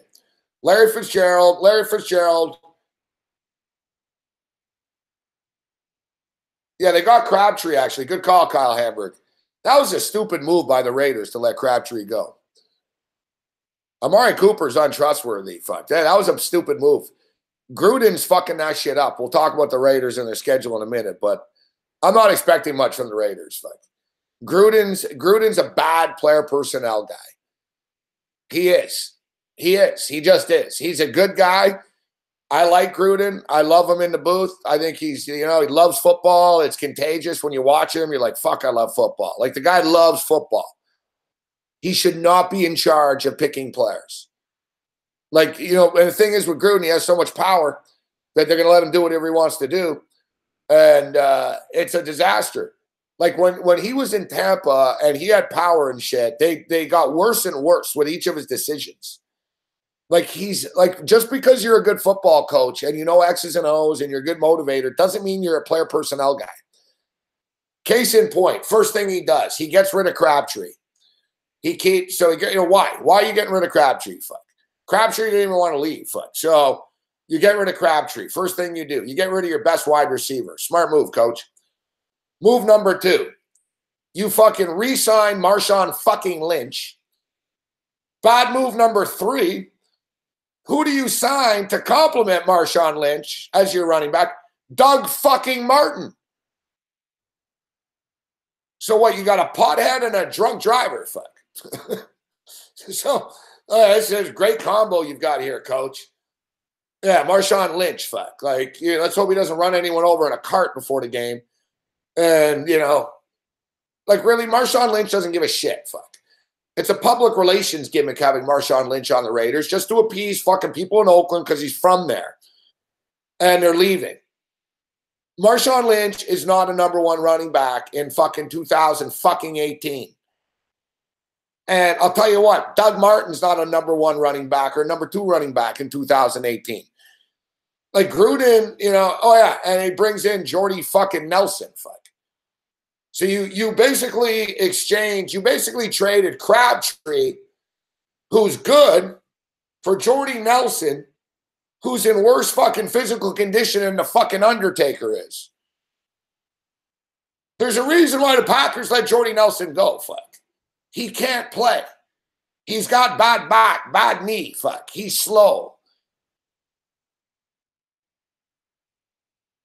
If the Packers were smart, they would sign Dez Bryant. You have Devontae Adams, bring in Dez Bryant. You got to move Dez Bryant into the slot, though. That's what I was going to say. Dez Bryant needs to move in the slot. The thing is, Dez, you ain't fast enough to beat these young fucking brothers in the NFL outside. These guys like Trey White and shit, man, they're 6'3", they're long, and they're all run 4.4. You have no hope in hell of getting open. All right? I'm just telling it like it is, Dez. So you got to move into the inside. You're still young enough to do it, and you're big. Dez Bryant's a big, strong dude. He can take the hits on the inside. Fitzgerald does it, and the thing is, you won't really even get hit that much. That's the new way in the NFL. If they're smart, that's the way you use Dez Bryant right now. On a good team, too. Dez Bryant can help you, but you tell Dez, listen, you're not on the outside. You're not as fast. Like, you think if you go to the Houston Texans, Dez, that you're going to be our outside wide receiver? We got Will Fuller, and we got fucking DeAndre Hopkins. You got to go in the slot. And it's perfect, though, because Dez Bryant will be better than linebackers.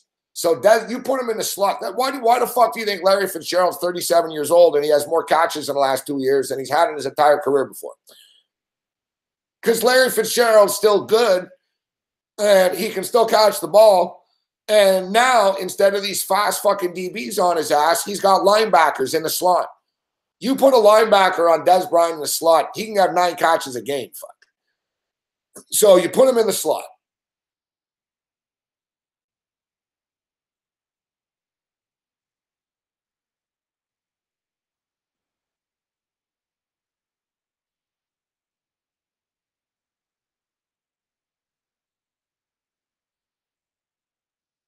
And to me, Dez Bryant,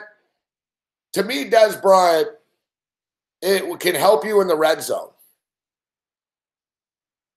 Dez Bryant's a physical guy. He can still get you that one-on-one ball in the end zone. He just, like Dez Bryant would be good in the red zone, but he won't be good.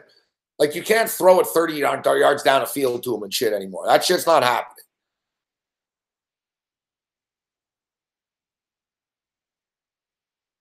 Yeah, don't forget, you got fucking Taylor Gabriel, who for some reason or another fucking Sarkisian didn't use last year.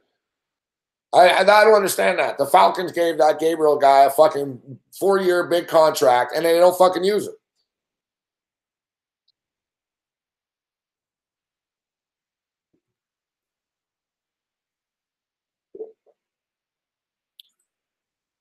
I'm not saying that Dez Bryant is as good as Larry Fitzgerald. Larry Fitzgerald is a Hall of Famer. Dez Bryant is not. But, well, I don't know. Maybe he is. Fuck. But don't tell me Dez Bryant's not done. Dez Bryant's not done. Dez Bryant just needs to be in the right offense with the right team and fucking playing the slot.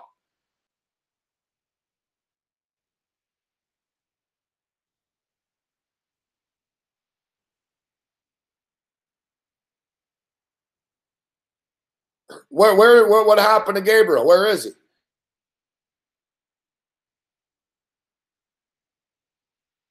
All right, so let's get into the NFL schedule.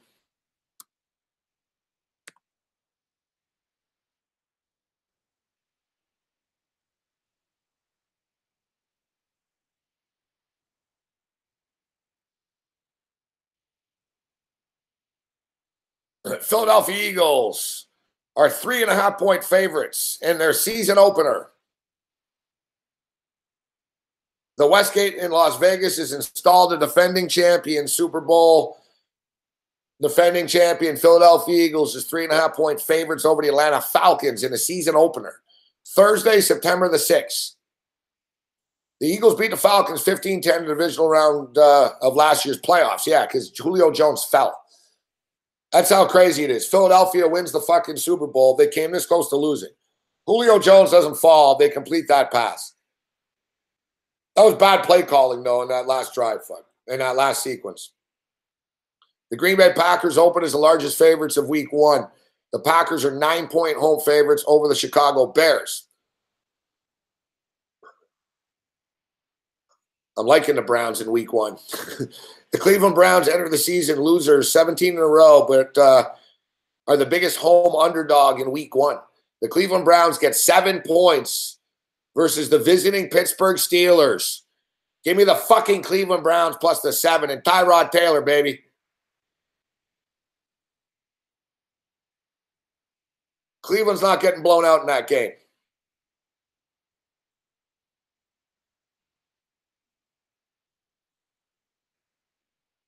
The New York Giants, Miami Dolphins, and Oakland Raiders also begin the season as home underdogs. The Giants are 4-point home underdogs against the Jacksonville Jaguars. The Dolphins open up the season as 2.5-point underdogs to the Tennessee Titans in Miami. And the Oakland Raiders are 1.5-point underdogs on the second of the opening Monday night game. So, you know how they open up the season with 2 Monday night games. The first game, the Detroit Lions are 6-point favorites against the visiting New York Jets. The second game, the LA Rams are 1.5-point road favorites in Oakland. That's your opening.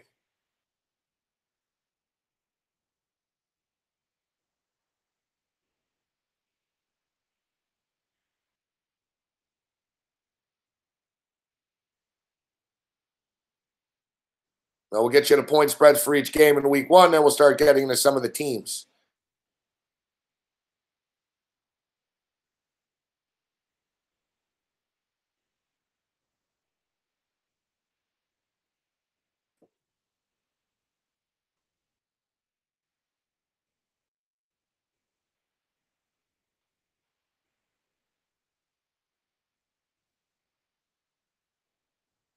All right.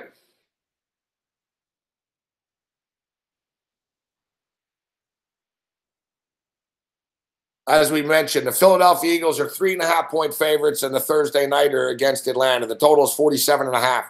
Pittsburgh, 7-point road favorites at Cleveland. Total is 48. San Francisco 49ers open up in Minnesota. Minnesota Vikings are 4.5-point favorites. The total is 47.5. The Indianapolis Colts are 1-point home favorites against the Cincinnati Bengals. 47.5. My Buffalo Bills, baby. 3.5-point road dogs at Baltimore.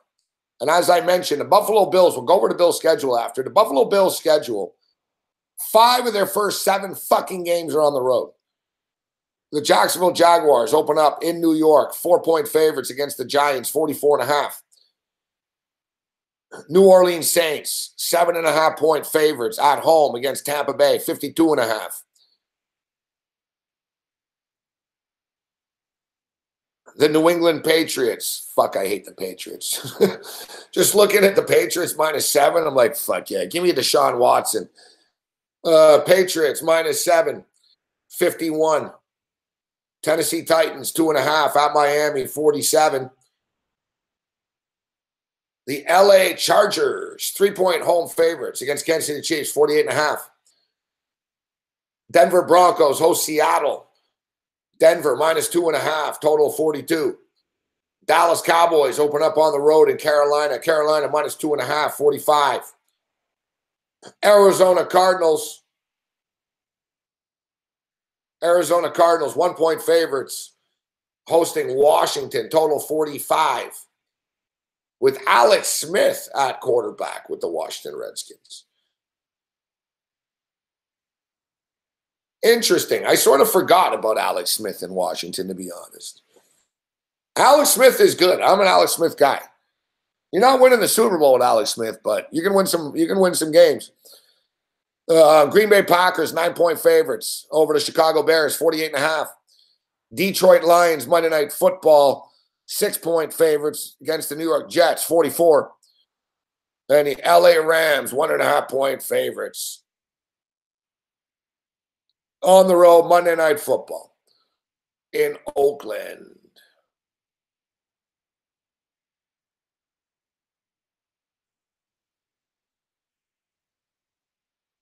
Now, listen, one thing I want to say about this is everybody, sorry, Andy. So everyone's going to talk about strength of schedule.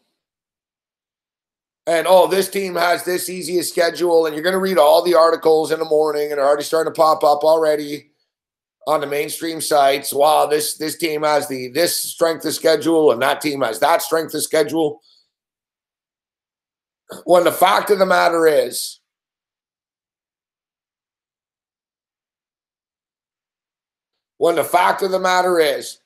we can, you know how you really officially gauge the strengths of schedule? Not by last year's records.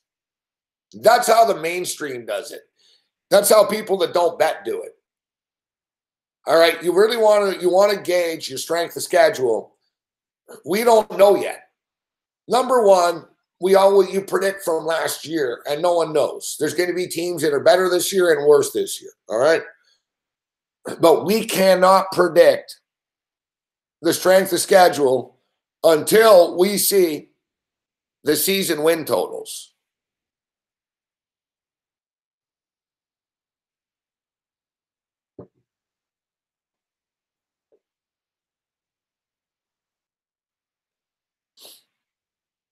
You see the season win totals, and then you can gauge the strength of schedule. You can't gauge the strength of schedule from last year's records. There's different players on different teams now. Like the Buffalo Bills are a good example. I don't know, like who's their quarterback? Is AJ McCarron? You know, like Tyrod Taylor's not there anymore. It's a different team. It's a different scenario, right? The Cleveland Browns now do have Tyrod Taylor, and they do have Jarvis Landry. It's different. So when people when teams that are playing the Cleveland Browns, they're going to look at their strength of schedule and, oh, Cleveland were 0-16, so Cleveland suck. It's like, yeah, they were 0-16 last year, but it's a different team this year. You have to look at the season win totals, and the season win totals aren't out yet. Now, the season win total is going to be out soon because now the odds makers have an opportunity to look at the actual schedules.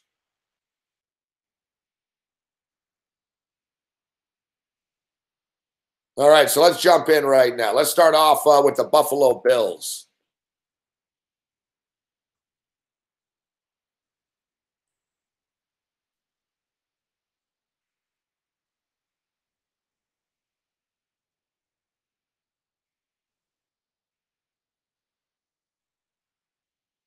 The Buffalo Bills schedule is a bitch. And I don't need to see I don't need to see any projections to know it's a bitch. So the Bills open up on the road in Baltimore, Sunday, September the 9th, getting 3.5 points. That's a tough game. It's not an impossible game to win, but it's not an easy game to win. It's a toss-up. All right, week 2, the Bills host the Chargers. Not an easy game. Week 3, the Bills go to Minnesota. Brutal. Week 4, they go to Green Bay.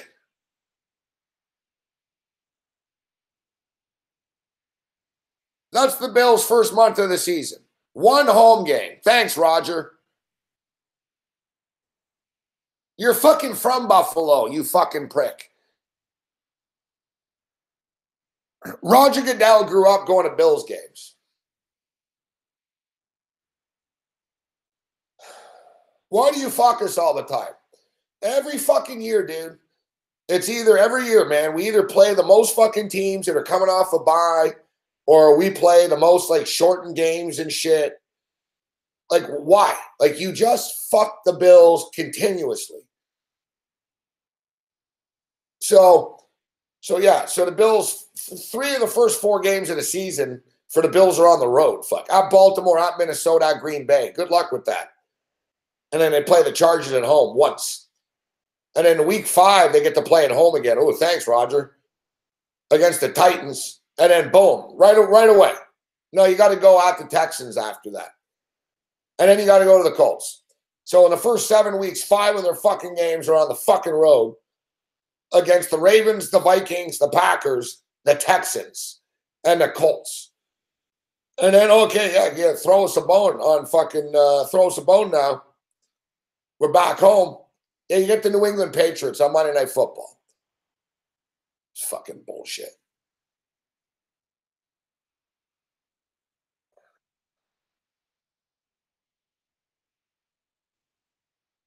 If the Bills can survive, they have a chance to do damage as the season goes on, because after that killer fucking schedule. So that's the first fucking 8 weeks. At the Ravens, at the Vikings, at the Packers, at the Texans, and hosting the Patriots. Pretty much 5 games they'll fucking, you know. Like, I don't know, like, what's the best case scenario for the Bills after that? 4-4? There's no way in hell the Bills are beating the Vikings in Minnesota.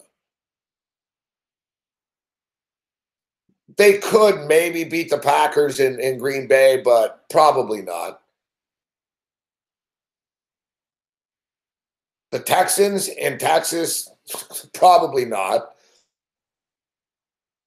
The Patriots on Monday night, well, at least it is in Buffalo. If they can get through the first 8 weeks, and then week 9, they host the Bears. Week 10, they're at the Jets. Week 12, they host the Jaguars. Week 13, they're at the Dolphins. Week 14, they host the Jets. Week 15, they host the Lions. Week 16, they're at the Patriots. Week 17, they host the Dolphins. Tough schedule.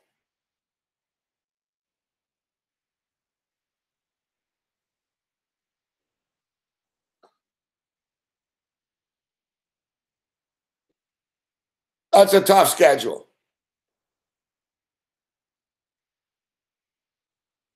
Now, listen, we can't gauge until the draft, guys. Until the draft. We don't know.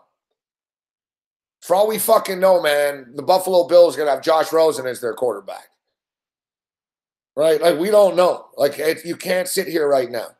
They might have Lamar Jackson starting in week 1. It might be A.J. McCarron. Who knows?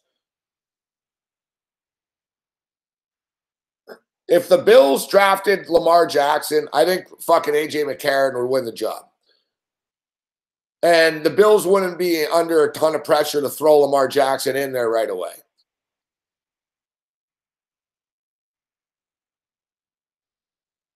If the Bills trade up like everybody says they are or thinks they are, and they draft Josh Rosen or Josh Allen or something, then there's going to be a fucking push to fucking play those guys. Well, A.J. McCarron goes in thinking, and yeah, he has it right now. A.J. McCarron's the quarterback. And as I stated, A.J. McCarron should be able to beat the rookies out.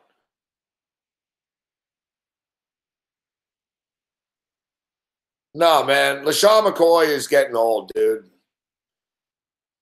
I wasn't overly in love with them signing Chris Ivory. The Buffalo Bills have a shitload of draft picks. Listen, I'm fine with A.J. McCarron. I don't mind AJ McCarron. I said this before they even signed him. I said AJ McCarron's got a good arm. AJ McCarron knows how to win and shit. So, like, I don't have a problem with AJ McCarron. But they can't keep leaving fucking stars on the fucking table here and letting other teams load up like this.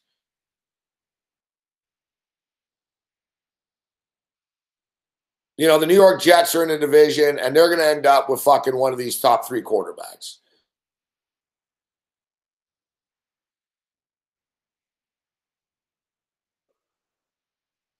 You know, they missed out on Deshaun Watson already.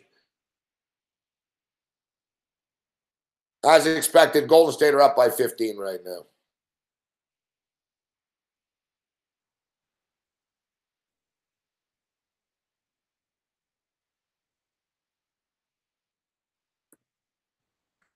But listen, we're going to know a hell of a lot more. Once the draft is set, then the teams are kind of set. We kind of know, all right, this is the team. Like, you know, it's going to make a big difference, guys. Whatever team gets Saquon Barkley is a lot better instantly, all right? Like, we don't know this yet.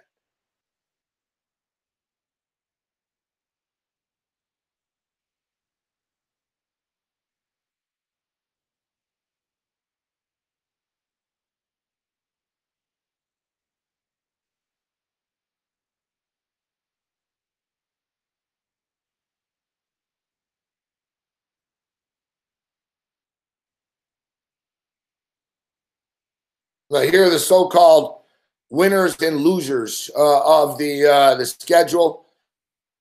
Now, as you guys, Kyle mentioned it, they're moving the prime time games up, but only by fucking 5 and 10 minutes and shit. So basically, Sunday Night Football now starts at 8:20 instead of 8:25. Monday Night Football was the most drastic one. I think Monday Night Football moved from fucking 8:25 to 8:10 or 8:15. Fox now have Thursday Night Football, and they gave them good games.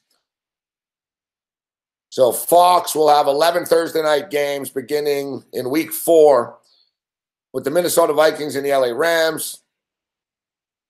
8 of Fox's Thursday night 11 games feature at least one team that were in the playoffs last year. The NFL gave the United Kingdom some big games. The Jacksonville Jaguars will play the Philadelphia Eagles. They're screwing Jaguar fans in Jacksonville. The Super Bowl champion Eagles and Jaguars in week 8 in London. The Seahawks and Raiders in week 6 in London. And the Titans and Chargers in week 7 in London.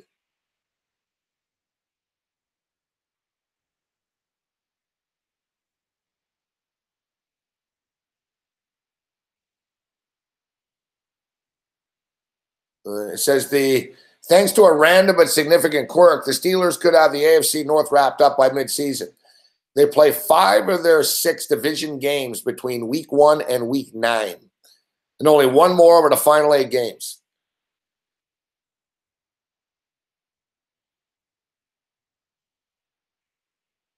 No team in the NFL will play on the road following playing on Monday Night Football, a common complaint from teams over the years. It happened 5 times last year. The NFL also reduced the number of 3-game road trips from 7 last season to 3.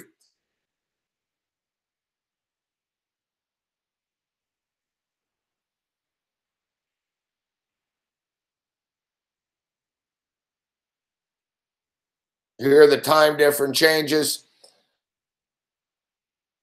Monday Night Football will now kick off at 8:15 instead of 8:30. Thursday night games will now kick off at 8:20 instead of 8:30. And Sunday nights will now kick off at 8:25 instead of 8:30.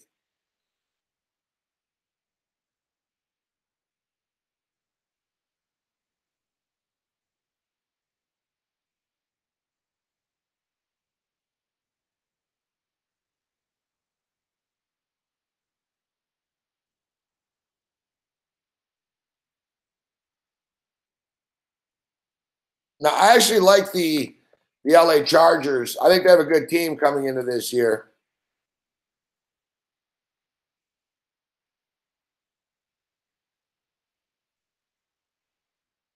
But I see something very interesting as far as their travel.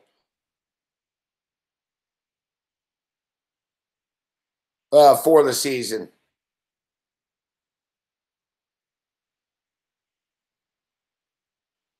The LA Chargers are going to be flying like fucking a shitload more miles than anybody else this year.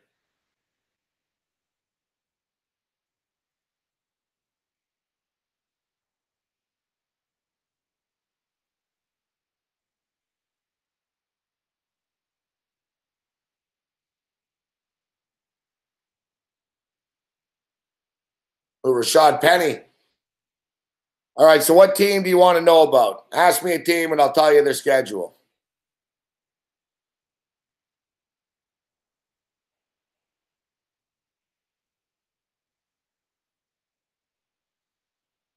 I look at the Seattle Seahawks schedule just because I'll be on the West Coast. All right, the Green Bay Packers.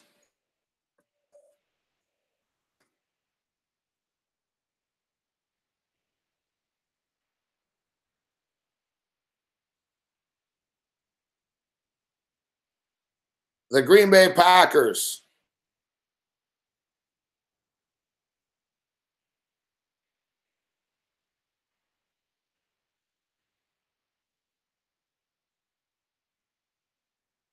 Week 1, Sunday Night Football. They open up the season against the Chicago Bears. Week 2, they host the Minnesota Vikings. Packers do. Week 3, Packers are at the Washington Redskins. Packers are probably 2-1 to start the season. Or they could be 3-0. Week 4, they host the Buffalo Bills. Week 5, at the Detroit Lions. Week 6, they host San Francisco on Monday Night Football. They have a bye week in Week 7. They're at the Rams in LA in Week 8. Week 9, they're at the Patriots. So that's a tough little chunk. This is the tougher chunk of their schedule. Week 8 at the Rams. Week 9 at the Patriots. Week 10, host the Dolphins. Week 11, at Seattle, Thursday Night Football. Week 12, at the Vikings, Sunday Night Football. Host Arizona, host the Atlanta Falcons, at the Chicago Bears, at the New York Jets, and they wrap up by hosting the Detroit Lions. It's kind of a tough schedule. They'll beat the Bears in the first Sunday nighter. Hosting the Vikings won't be easy. The Vikings are better than they are, but it is in Green Bay. Week 3 at Washington, toss-up. Week 4, hosting Buffalo. They probably beat Buffalo. At the Lions, toss-up. Even though, I don't know, Matt Patricia is probably going to be a bad coach. I don't have a lot of faith in that guy.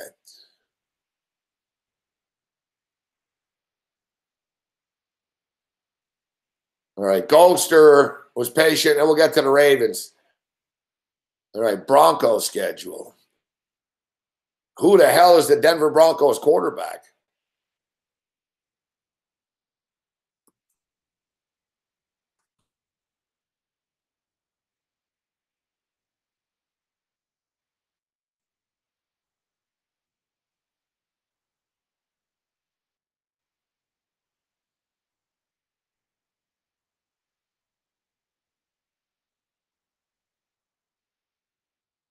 The Denver Broncos. Denver Broncos open up the season.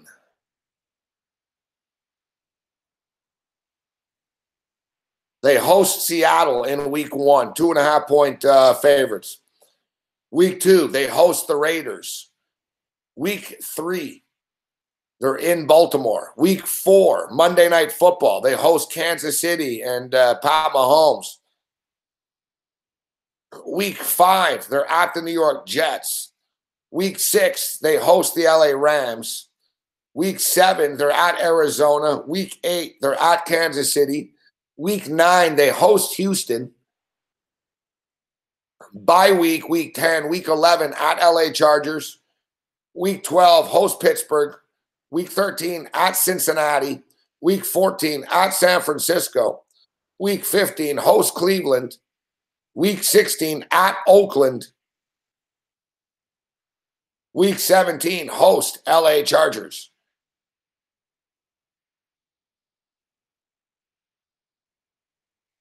Pretty tough schedule for a Denver Bronco team, to be honest. If you look at their schedule, there's not really any like, oh, that's kind of an easier sort of path. Opening up with Seattle, that's a toss-up game. Hosting the Raiders is a toss-up game. Going to Baltimore is a loss. Hosting Kansas City is a toss-up. Going to the Jets is a toss-up. Hosting the Rams probably won't end well for the Broncos. Going to Arizona is a toss-up. Going to KC is probably a loss. Hosting Houston is going to be a fucking big problem. Going to the Chargers could be a problem. Hosting Pittsburgh could be a problem. Going to Cincinnati, going to San Francisco, hosting Cleveland, at Oakland, hosting the Chargers. I don't know. I got to see who the Broncos line up on the field, man, but I'm not falling in love with this shit. I got to tell you that much with the Broncos. I don't think that Bronco coach is very good.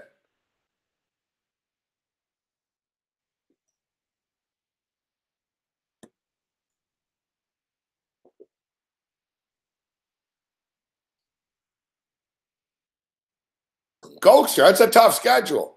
Mick Ossie's in the house. Mick loves the Broncos. You guys, yeah, your Bronco buddies. All right. Atlanta Falcons schedule. Let me do the Ravens and Falcons here. Somebody asked for the Ravens schedule, and we'll get to the Falcons for Kyle. Ravens. I know the Ravens open up with my Buffalo Bills.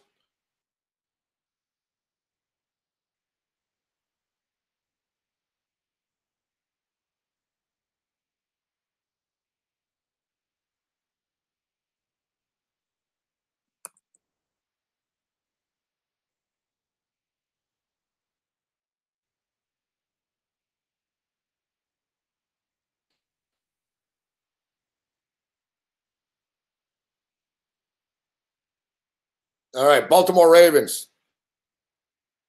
Week 1, host the Buffalo Bills. Week 2, Ravens at Cincinnati Bengals.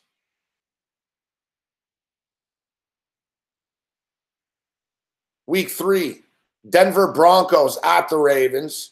Week 4, Ravens at Steelers. Week 5, Ravens at Browns. Week 6, Ravens at Titans. That's pretty tough. 3 road games in a row right there. You guys aren't getting any favors either. You host the Bills, but then you're on the road and you host here. Yeah, look at that. Fucking holy shit. Another one. What the fuck? You guys are getting fucked.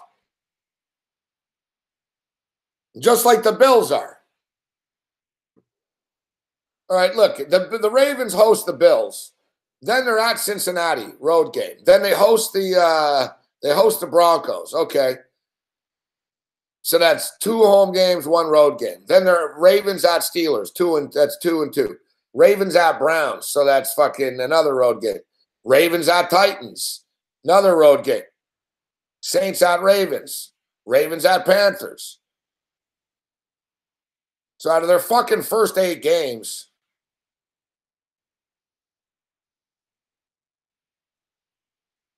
yeah, their first 8 games, they've only got 5 home games. Sorry, 3 home games. 5 of their first 8 games on the road. Not an easy run right there. Ravens at Steelers, Ravens at Browns, Ravens at Titans. That's a tough run. The Browns are going to be better. New Orleans Saints at Ravens, Ravens at Carolina Panthers in week 8, Pittsburgh Steelers at Ravens in week 9, Cincinnati Bengals at Ravens in week 11, Oakland Raiders at Ravens in week 12, Baltimore Ravens at Atlanta Falcons in week 13, Ravens at Chiefs week 14, Tampa Bay Buccaneers at Ravens. Week 16, Ravens at LA Chargers. Week 17, Cleveland Browns at Ravens.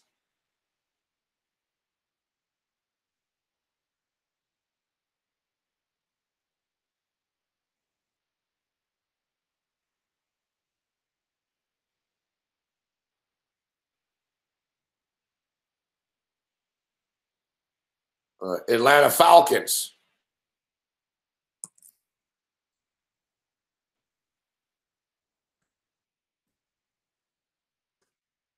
Falcons get an opportunity for some revenge, Kyle.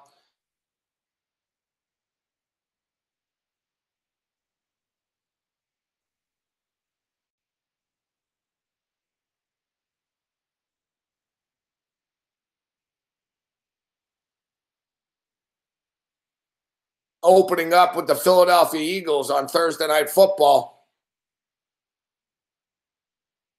Yeah, the Leafs blew it, but I didn't bet on the Leafs. I bet on the under 6.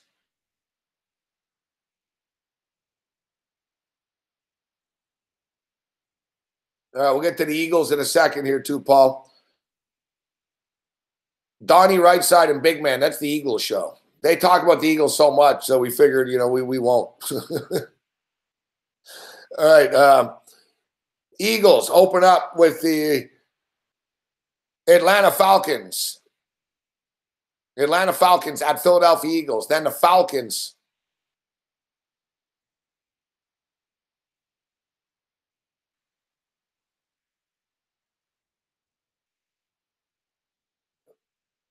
The Falcons are set up not bad here, Kyle, to be honest with you.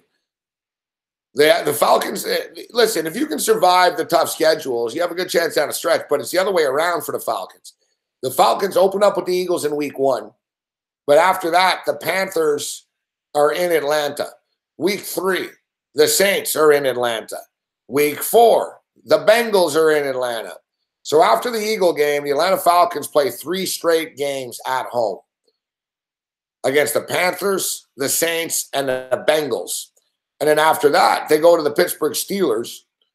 But then they come back home and they play another 2 games in a row at home. They play the Tampa Bay Buccaneers and the New York Giants. So in the first 7 weeks, 5 of the Atlanta Falcons' first 7 games are in Atlanta. Arthur Blank, of course, gets along with Goodell. We see a pattern here, fuck. All right, so, yeah, they're 5 in their first 7 games. Week 9, the Atlanta Falcons are in Washington. Week 10, they're in Cleveland. Week 11, they host the Dallas Cowboys. Week 12, Thanksgiving. The Atlanta Falcons play on Thanksgiving, the night game. After the Cowboy game, the third Thursday night Thanksgiving game, Atlanta Falcons at New Orleans Saints.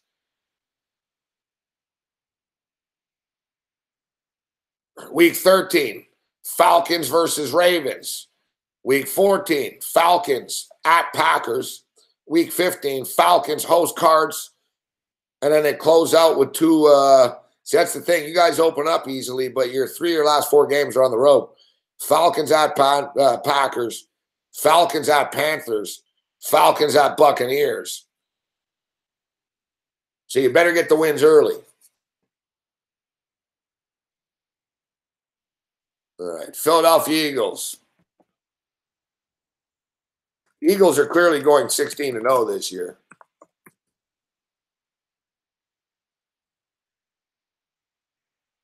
Eagles are clearly going 16-0, right? Philadelphia Eagles host the Atlanta Falcons Thursday night, September the 6th, the first game of the year.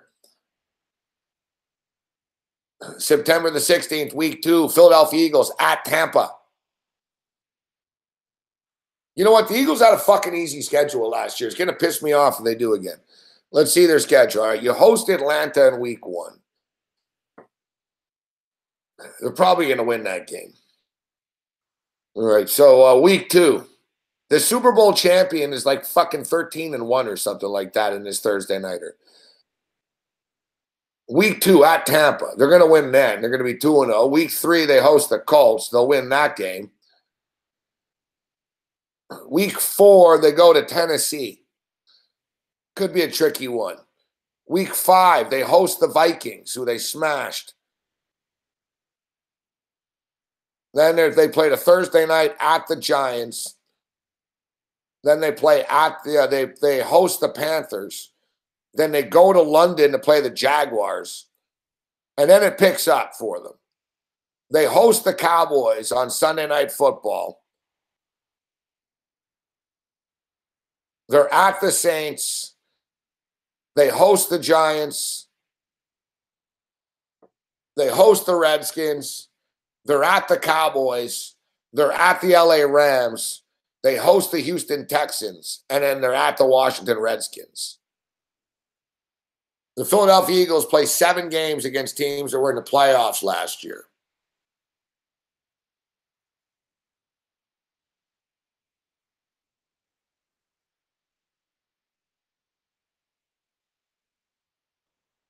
In the final 4 months of the season, the Philadelphia Eagles only play 1 home game. They host the Houston Texans. Then they hit the road to face the Cowboys and the Rams.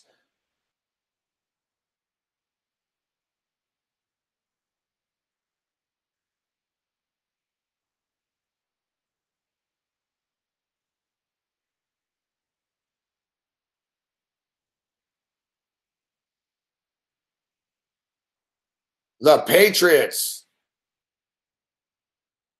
Hey, listen, Hamburg. Settle down, Hamburg. Settle down, Kyle. I'm going to be on the Atlanta Falcons. I bet on your Falcons in that fucking game. Yeah, big man for sure is saying 16-0. Did we win that baseball parlay or what? Bring on, what's the XFL schedule? All right, the Patriots. You want the Patriots schedule?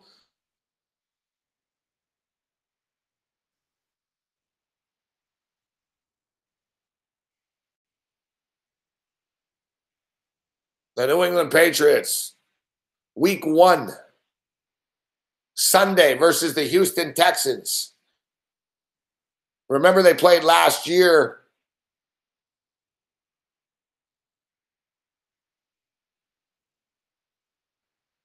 Remember they played last year and Deshaun Watson fucking went off and Houston beat them. And remember he put up like 36 points, which was like his coming out party. Patriots have a tough schedule, actually, looking at this. Starting off versus Houston. That's not an easy game. Bill O'Brien's a moron, though. But the Houston Texans have good players. Week 2. The Patriots are at Jacksonville. Not an easy game, fuck. They just beat Jacksonville, and Jacksonville are going to like nothing better, and they lost in the AFC Conference Championship game. They're going to like nothing better than to fucking get revenge. The game's in Jacksonville. Week 3, New England Patriots go on Sunday Night Football to Detroit to take on Matt Patricia, former defensive coordinator. You know, no free passes in the first 3 weeks. Week 4, they host the Dolphins. There's your pass. Week 5, they host the Colts. Pass. Week 6, they host the Chiefs. Week 7, they're at the Bears. Week 8, they're in Buffalo. Week 9, they host the Green Bay Packers. There's another little tough run here. Going to Buffalo in Week 8, hosting the Packers in Week 9, going to the Tennessee Titans in Week 10, Mike Vrabel, another former Patriot coach, they'll take on. They have a bye in Week 11. Week 12, they're at the New York Jets. Week 13, they host the Minnesota Vikings with Kirk Cousins. Week 14, they're in Miami. Week 15, they're in Pittsburgh. Week 16, they host Buffalo. Week 17, they host the New York Jets.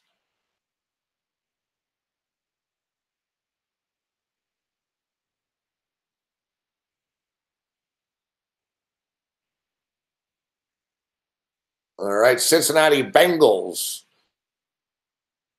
All right, we'll do Browns and Bengals, then we'll move on. All right, Bengals, let's see. Bengals sked. Bengals are tough anyway, because we don't really know who the quarterback for the Bengals is going to be.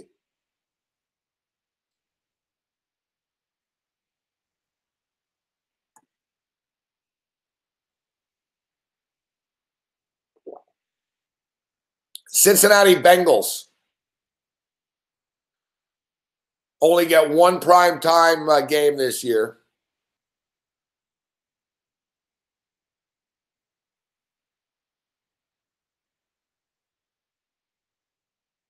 Well, this is coming into the year here for the Cincinnati Bengals. Only one team has worse odds for the Cincinnati Bengals to win the Super Bowl, and that's the New York Jets.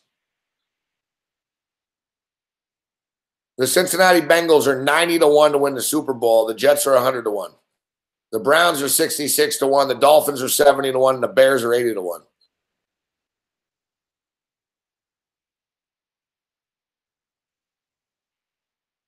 Cincinnati's getting shunned by the NFL. Cincinnati only play one primetime game this year, and that is a Thursday night game in week 2 on the NFL Network. Not even Fox only joined in week 4. Of the remaining 15 games, 14 of their games start at 1 o'clock, with the only exception being the December 9 game in Los Angeles against the Chargers.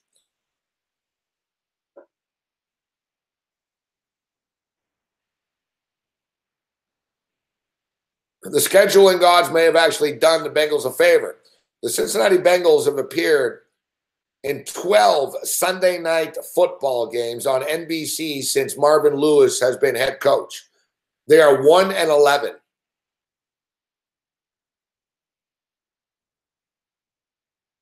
The Bengals are also 4-8 under Marvin Lewis on Monday Night Football, so it might be a blessing. Look at this, my boy Andy Dalton. Since Andy Dalton has arrived in Cincinnati, the Cincinnati Bengals with Dalton at quarterback are 2-5 on Monday Night Football. And Andy Dalton is 0-6 on Sunday Night Football. I bet on these guys. So between Sunday Night Football and Monday Night Football, Andy Dalton is 2-11. Fuck. It's the off season. I don't want to get started on Andy Dalton here, man.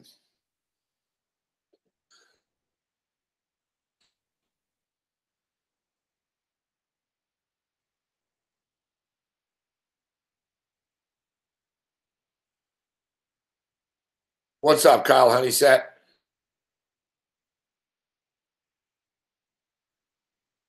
Sonny's, you're hitting. Sonny's hitting the like button for good luck.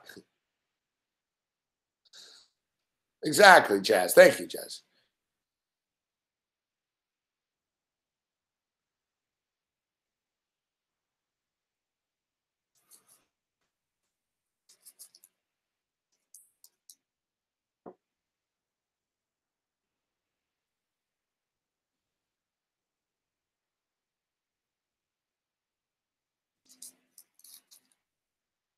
Yeah, we have a lot of Andy Dalton meltdowns. Sonny Vega did a great Andy Dalton, who ruined your Sunday?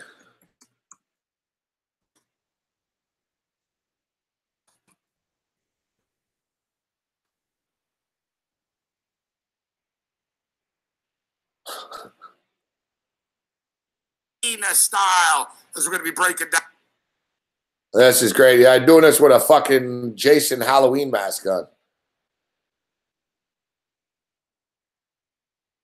Here's the best Somehow, that bearded Ivy League overpaid jerk-off Ryan Fitzpatrick's back. Look at that, Kaepernick. You average less than 1 yard per attempt. Like 1 yard?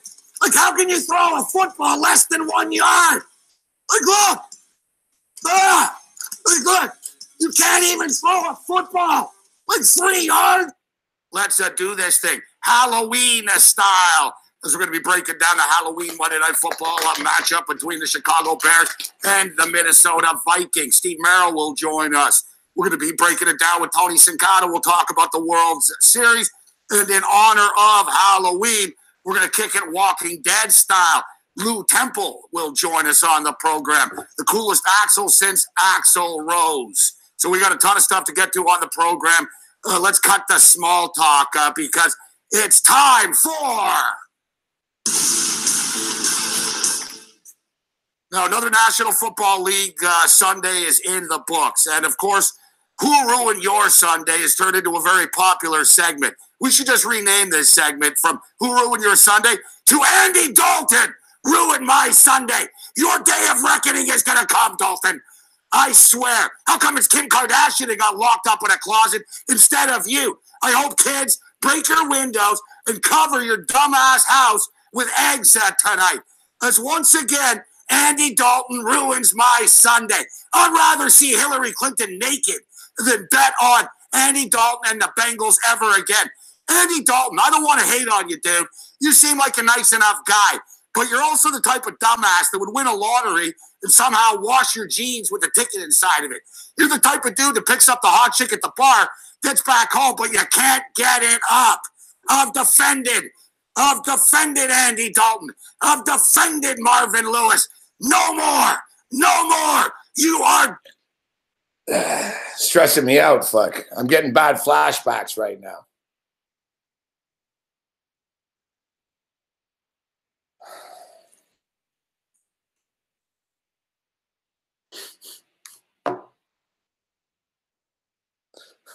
I'm getting bad flashbacks of the Andy Dalton flashbacks.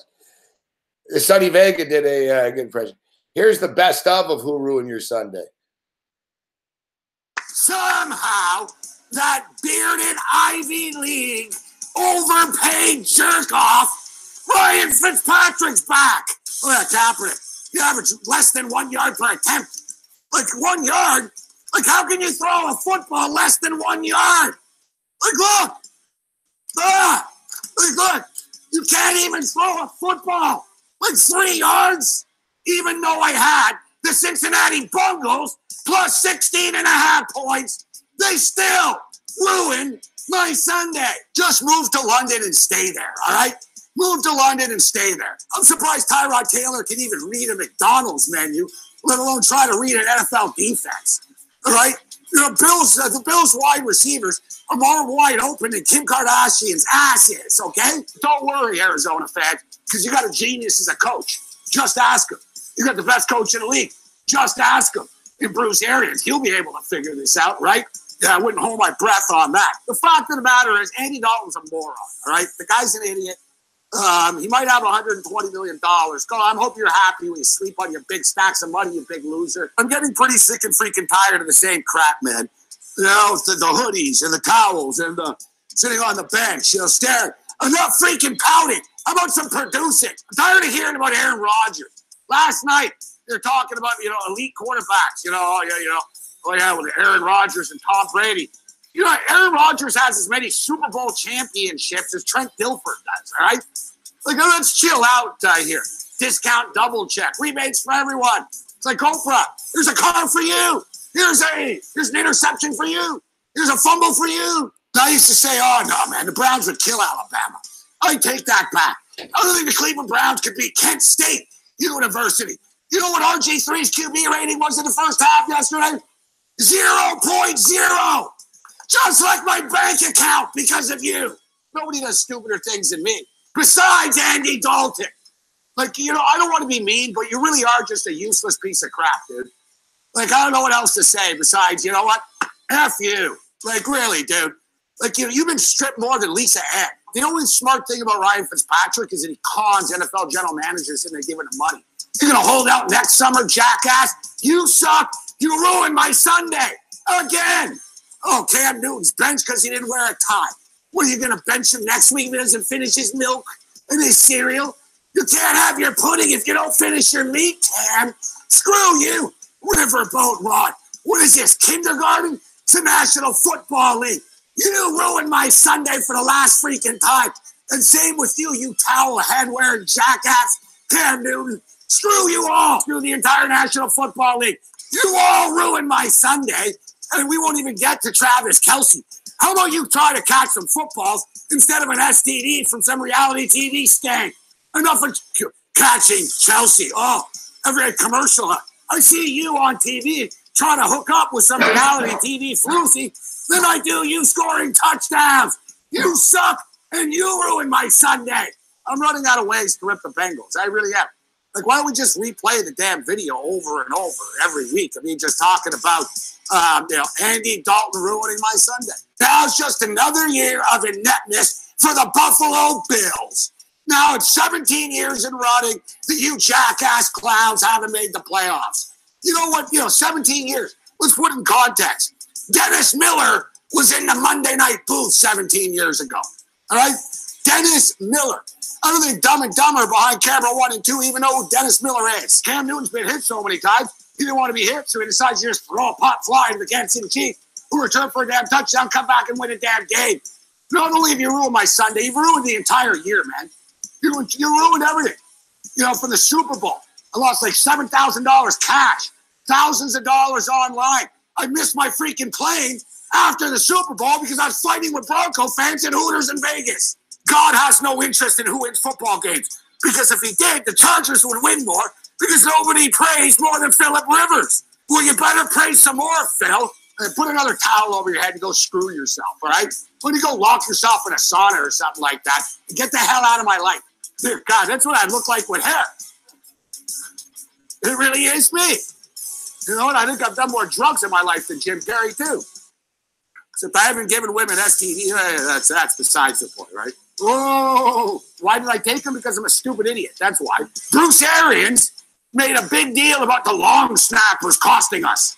Yeah, it's the long snappers' fault, Coach, right? It's the long snap. Who's next? The extremely hot Arizona Cardinal cheerleaders? Oh, we got a shot of them. Oh, hey, ladies.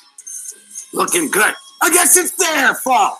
Maybe it's the blonde's fault, huh? Maybe she needs to grow up. Maybe you need to grow up. Just that word just gets me. Bengals. Colin Kaepernick, that American national anthem hating, communist loving, Castro loving son of a bitch.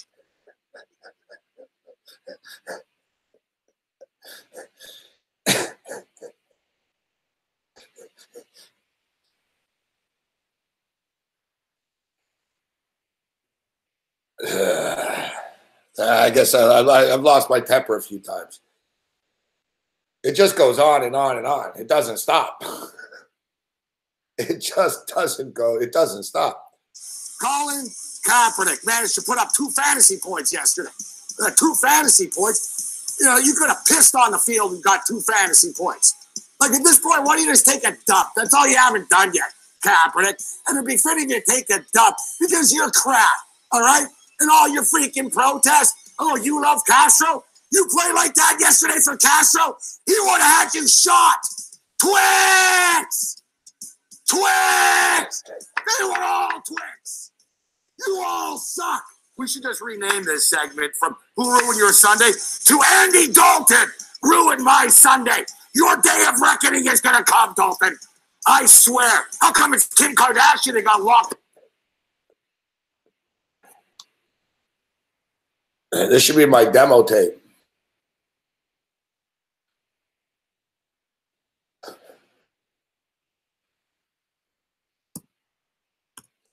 There's the link to the there's the link to the video if you want to see the video. Yeah, we'll have to get back to Who Ruined Your Sunday bits this year. I'll do a video I'll just do my own video.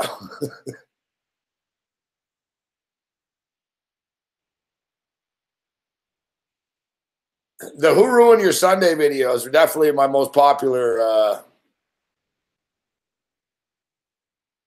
It was one of my more popular things on TV. Near the end of it, I really started to get crazy, too. I started smashing things. But for real, man, it was no joking shit. And they started to freak out like they complained. I nearly hit a cameraman with a metal chair, and they were a little freaked out, and I fucking bounced. All right, I fucking bounced the football. And it nearly hit a camera. And then I took a chair once, and I fucking slammed the chair down. All right, I used to get like loose chairs I didn't care about really, but I slammed the chair down, and it fucking popped so fucking hard that it fucking hit the ceiling, and it hit this row of like really expensive lights, man. Like even me, like the look on my face is gold, fuck. Like it goes, and I sort of look up and I'm like, oh shit. Like I thought the light was gonna fall, and like yeah, they would have been free because it would have been 1,000% my fault. Fuck, I hit the light. The light though sort of rocked and shit. It was kind of like this chain thing, and it moved. I sort of looked. I was like, please, please don't fucking shatter. I was like, please, please don't shatter. Yeah, I started like smashing things near the end of it. So Sonny Vega's in my place the other night, and Sonny Vega says, I'm going to do an impression of you, fuck. Sonny Vega starts smashing my kitchen up. Sonny Vega's like smashing pizza boxes and fucking throwing shit, and he picked up the chair. I was like, whoa, whoa.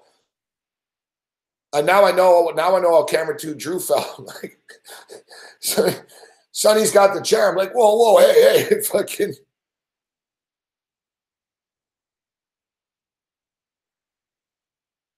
I got a lot of anger. It just goes on and on, like I said. A lot of it's about Andy Dalton. Offended Andy Dalton of the story, son of a bitch. Andy Dalton's the biggest clown, redheaded clown. Once again, ruined my son back home, but you can't get. Seem like a nice enough guy, but you're also the type of dumbass that would win a lottery and somehow wash your jeans with a ticket inside of it. You're the type of dude that picks up the hot chick at the bar, gets back home, but you can't get it up. I've defended Andy Dalton. I've defended Marvin Lewis. No more. No more. You are dead to me, Andy Dalton. And so are the Cincinnati Bengals. You once again ruined my Sunday for the last time. You suck, Andy Dalton, and you ruined my Sunday for the last time. You're on the list, man. Like, it's not happening. You're on the list. You're never going to hear me rip Andy Dalton again because I'm not betting on this story, son of a bitch. Andy Dalton's the biggest clown, redheaded clown since Ronald McDonald. Like, honestly, at what point do you guys actually win a game? You know, you can beat the Dolphins in the world, good for you. You can beat the Jets in the world, good for you. Shame on me for actually betting on you, son of a bitch, losers in Cincinnati. You ruined my Sunday. You ruined my Sunday again. But that's it. That's it, all right? I'd rather drink freaking motor oil, all right? Or I'd rather drink Diet Pepsi than ever bet on the Cincinnati Bengals again. I don't care if it's Brock Osweiler. I don't care if it's the one-armed man from the freaking Fugitive at quarterback this week. I'm taking the Houston Texans. Why? Because they're playing against the Cincinnati Bengals. You ruined my Sunday for the last time ever. And seriously, if I ever give you guys the Cincinnati Bengals as a pick ever again, feel free to spit on me on the street.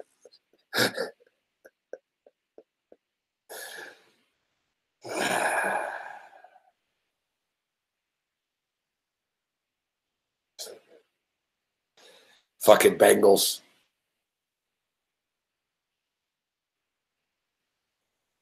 So what's the over-under until how many weeks in the NFL season before I say, you know what, I like the Bengals this week, plus the points?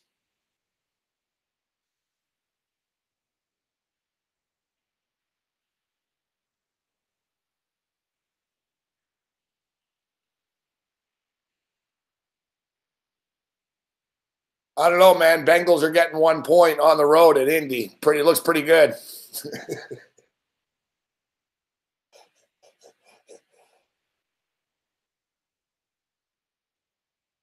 Like I said, I might as well just get it over with and become a Bengals fan.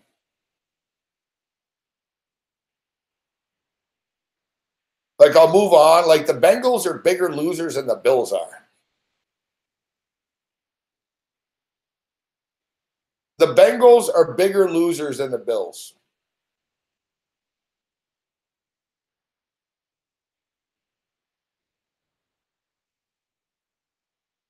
Like, the Bills have actually won 4 AFC conference championships. You know what I mean?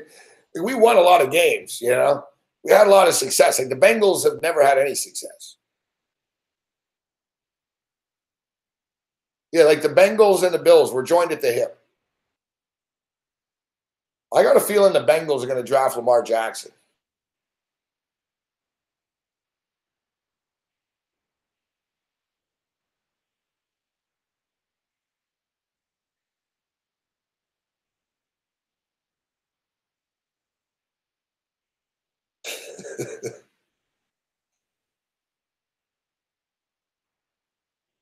Yeah, I'll enter the super contest.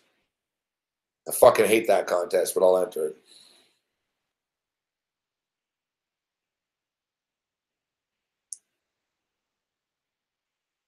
No, the Bengals made it to 2 Super Bowls in their history. 5-2 in the baseball game, and our boy Sonny Vegas needs some points, so let's pull for him here. Our baseball parlays have been cashing this week. Boom, cash it. Milwaukee Brewers, Arizona Diamondbacks. And you know what? I didn't think the Portland game was going to get there on the over 218.5. I gave up on it. It actually did. We closed the night pretty strong. Pelicans winner, Warriors winner, Milwaukee Brewer, Arizona Diamondback parlay winner, over 218 winner. I actually hit a plus 135 Washington Capital in-game Pelican winner.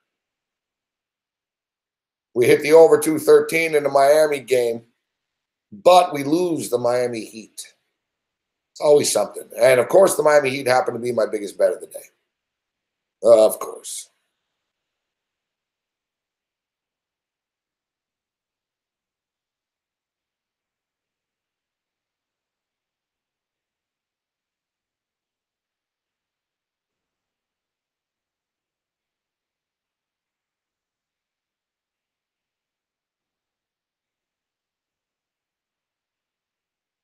All right, so tomorrow night's games. The Raptors are back tomorrow. I should have known, man. I should have fucking known that Miami would fucking choke tonight. I think they can win the next game, but now I'm sort of stuck betting on them. I kind of knew, listen, it's going to go back to Philly tied 2-2. I think Miami will be better. Listen, I didn't know Embiid was going to play. I should have known he was going to play. All right, the Philadelphia 76ers played everybody. We talked about it last night when they tweeted out, oh, he's not going to play. And we said, oh, of course he's going to play if you guys are saying he's not. But they kept it pretty fucking secret.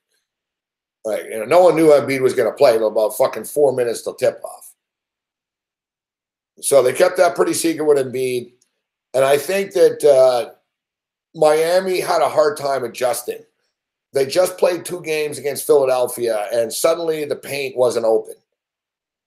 Right? There were a lot of times where, like, Miami fucking made the right play and shit, and they got inside the paint, and Embiid is a good shot blocker. He's a fucking menace to society, this dude. And I think they had a hard time with it, adjusting to it. I think playing the next game, now that they know, all right, Embiid's there, we can't fucking just take it inside. It's a problem. We need to shoot for more from here and here. Spoelstra's a good coach. They're going to figure it out. Philadelphia are a dangerous team, though. They're very unlikable, though, aren't they? Like, Embiid is just a fucking clown, man. He's a good player, but I've never seen he's like a modern rapper or something. It's like, dude, you haven't even gotten through one NBA season, fuck. You're always fucking hurt. You fucking make one play, and, like, you know, he blocks a shot, and he's fucking, like, he's taunting the crowd, and he's fucking waving his hand around in the air after. And it's like, it's funny. Justice Winslow stuffed him, all right? So Embiid goes up for a dunk, and fucking Justice Winslow smacks the ball and shit. And Justice Winslow gets up and just gets back into the play. Literally on the same sequence, Embiid's all pissed off and fucking blocks fucking Winslow after, like, down the court about 15 seconds later. After Embiid blocks the shot, he starts talking shit to Winslow. It's like, Winslow didn't say anything to you after he blocked the shot. It's like, just shut up and do your job, bro. Like, he's the definition of act like you've been there before. It's like, dude, you're not the only person that's ever blocked a shot in the NBA history here. All right? You're not the only person that's ever dunked. It's like, his fucking attitude is way over the top, man.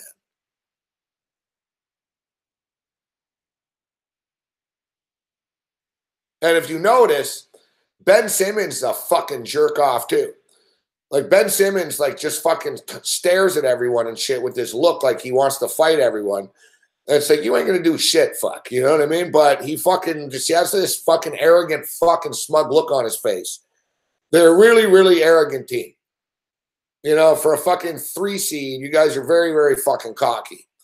And you got JJ Redick, fuck, the fucking biggest fucking punk in the NBA.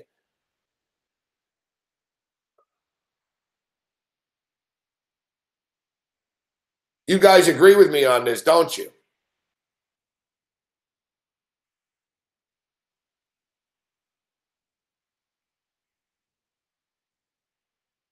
I don't know if you guys noticed this tonight, though. Even that fucking TJ McCollum dude was talking shit. Like, TJ McCollum was talking shit to the Heat bench. I noticed it. And someone on the Heat fucking told him to shut the fuck up. And he was talking, and he kept jawing and shit. And then after I noticed McCollum was, like, fucking taunting fans and stuff. And I'm thinking, you guys are nothing but class, you guys. Fuck. It's like, you know, you're up 2-1. You're playing good basketball. You're a dangerous team. You could win the East. I'm not saying they're not good. They really could win the East. But their fucking arrogance is way over the top for a fucking team and a bunch of kids that have done jack shit before.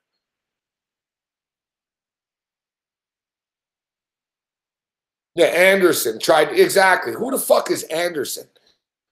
That's what I'm saying. I'm not going to lie to you. I don't want to play them. I'm the Raptor fan. I don't want to deal with these guys. But whatever. If we do, we do. We will. We will. Yeah, where's our boy Bruce Chad? Speaking of dominoes. No, it's not swagger. Fuck. Every team in the NBA has swagger. They're just dickheads.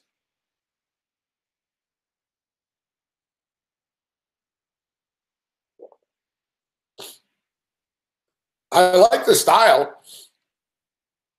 If I was a Sixer fan, I would like it. I'm not, you know, if I was a Sixer fan, I wouldn't have a problem with it.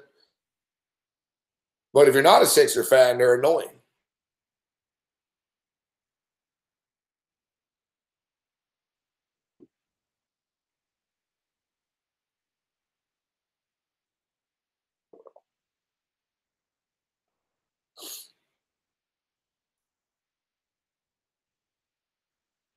You can't deny, though, the city of Philadelphia is on a roll. You know, Villanova, Philadelphia Eagles. The Philadelphia 76ers are going to be a tough out in the playoffs. The Raptors can beat them, though. I'm not losing sleep over them. If you want to get to the finals, it's not going to be easy, right? You got to beat someone, fuck. But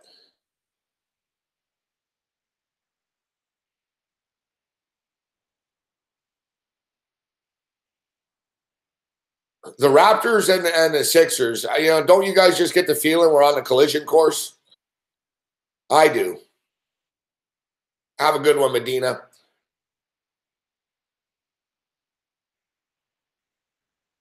I get the feeling that the Raptors and they're on a collision. You can't discount the Cavs either. So tomorrow night's kind of tricky. The Cavaliers and the Pacers. I think the Pacers can win this game, actually. I actually think the Raptors are going to win tomorrow, but I don't love it. Like, I knew they would win the first 2 home games, but I think the Raptors are all business right now. And I sort of look at the Raptors in the same way as Golden State and San Antonio tomorrow. I think the Washington Wizards will play well early and shit, but they've got problems, the Wizards. They don't really play defense. We can repeat ourselves over and over, but there's no cohesion with this team. There's no chemistry with this team. They don't play defense. They don't like each other. They just want to get this season over with. You can tell, like, just seeing them. Now, in both games, though, the Wizards sort of got their ass handed to them early and then woke up, and it was too little, too late, and they just don't have the sense of urgency, really. But they're back at home. They're going to have a sense of urgency coming out of the gate, but I don't know if they can sustain it. Sort of like I said tonight with the Spurs.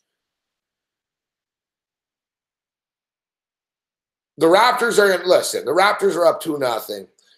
I think the Raptors win one of these 2 games, if not sweep them.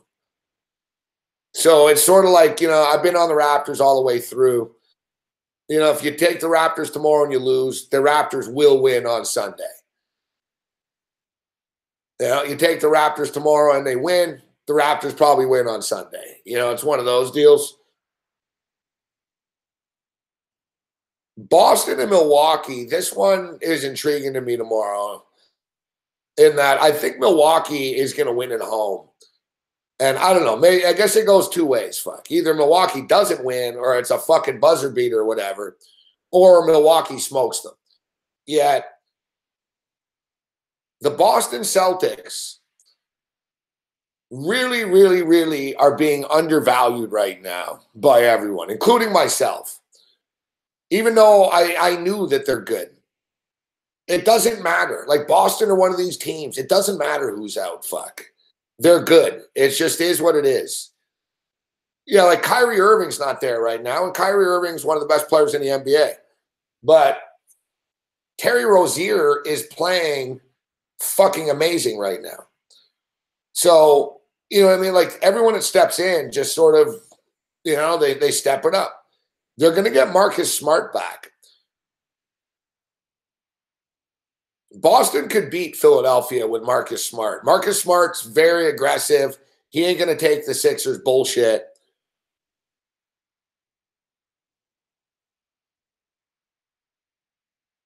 Jaylen Brown's a stud.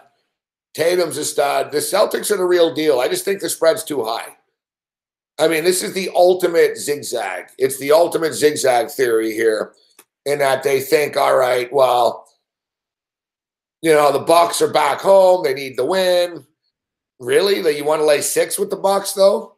It was 6.5. It's down to 6. I think the spread's too high. I just don't trust the Bucks to smoke them.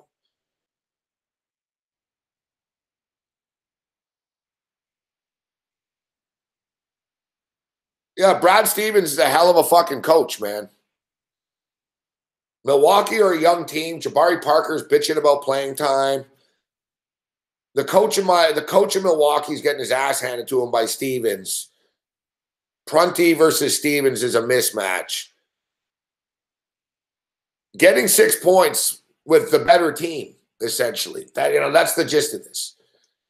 We can talk about the injuries all we want. The Boston Celtics have been fucking injured all fucking year, all right? And Kyrie Irving's been out for over a month now. Everyone's like, oh, without Kyrie this, without Kyrie that. I keep looking at the standings. I'm like, yeah, without Kyrie, they're fucking 8-1, all right? So, we can talk about Kyrie not being there, whatever. He ain't coming back right now. Hayward was never part of the team. It's almost like we get this feeling that they lost everybody. It's like Gordon Hayward was never part of the team. The guy played one fucking game and broke his leg, in like the first half of the first game, essentially. How many games did he play? 3 games or 1 game, whatever the hell it was? It was like right away, he was never there. Kyrie Irving's out and Rozier stepped up, and then you got the same fucking team. And they're doing this without Marcus Smart, and Marcus Smart's going to be back. Like Marcus Smart's about 5 days away from coming back right now. He's a tough motherfucker too. And they said fucking 10 to 14 days. And that was before the series started. The day the series started, I remember talking about Marcus Smart. And they said he could come back in 10 days or so. 14 max. And he's a tough guy, so he'll be back type shit. And that was only 5 days ago. So if we go 14 days, Marcus Smart's back next week type shit.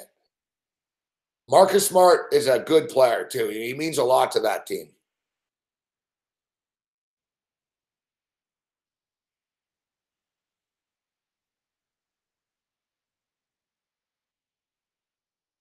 I already have the Raptors to win the East at plus 500.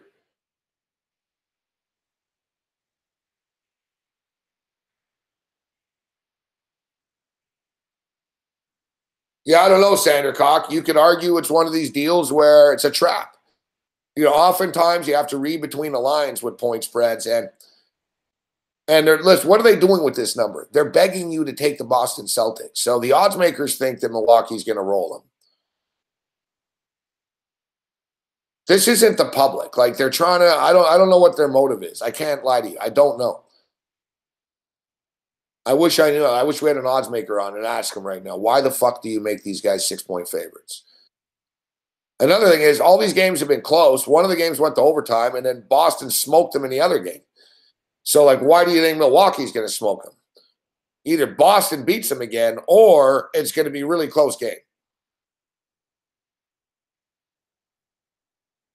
Thing is, too, Milwaukee don't score enough to smoke you. You know, like, even if Milwaukee play really well, they get to 108 and shit like that. Like, they're not one of these teams. Milwaukee's not going to beat you 120 to fucking 88. You know what I mean?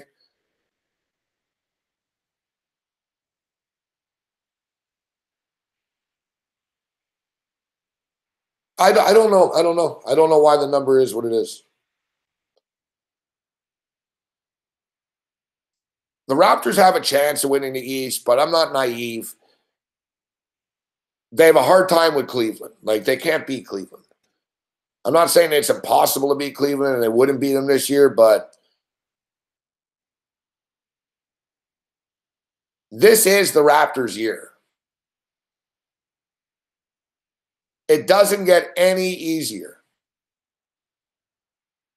It doesn't get any easier for the Raptors moving forward. We talk about the Philadelphia 76ers, and Embiid's only going to get better.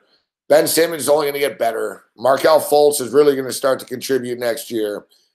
They're stacked, all right? We talk about how good the Boston Celtics are. Imagine how good they are now, and now you're going to add Kyrie Irving and Gordon Hayward to this team. And they get the fucking Nets pick again. It never ends. Fuck. They got another top pick. It's ridiculous. So... And they got Jaylen Brown and Tatum, who are fucking little stars already. So it's a pain in the ass, man. The Celtics and the fucking Sixers are going to own the fucking East for the next fucking 5 years. After that, contracts and players leave and shit. You can't say 10 years, but the next 3 to 5 years is going to be Boston and Philadelphia. That's one of the reasons why LeBron could fucking bolt and go to the West as well. And the Raptors are good, but the Raptors have a good bench and they got good young players, but they don't have young phenom guys. And the Raptors are damn good right now. Boston are good, but they're weakened. Philadelphia are good, but they're young. And Cleveland are LeBron James. Fuck. Like, this is it for you, Toronto. And I say this as a Raptor fan, but we need to get to the fucking finals this year. It's not going to be like, oh, we can get them next year. It's going to be like, oh, fuck me. Fuck. This is our chance, you know?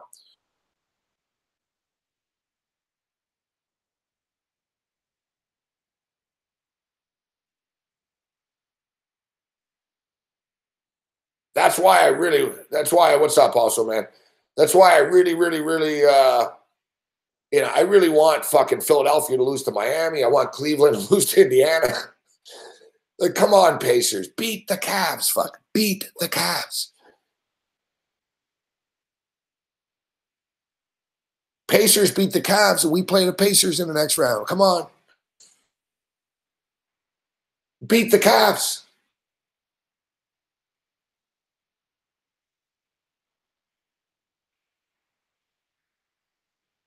No, the Raptors, they're not. The Raptors are the best team in the East, okay? They are. You know, their record says so. You know, nothing takes it away. You can't take it away from them. The Raptors were the best team in the East this year. But, Muhammad, the Raptors do not have the playoff pedigree.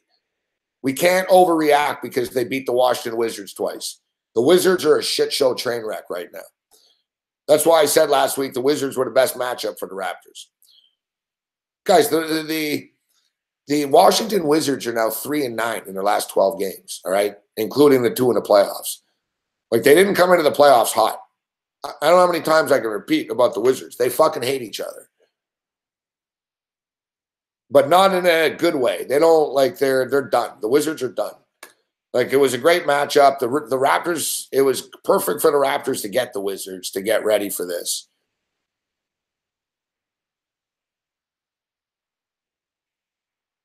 If there are no upsets,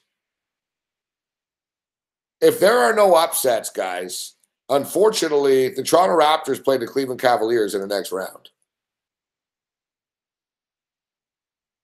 We can't escape it. Just, of course, our luck that fucking Cleveland happened to be the fucking stupid 4 seed. And we can't escape it.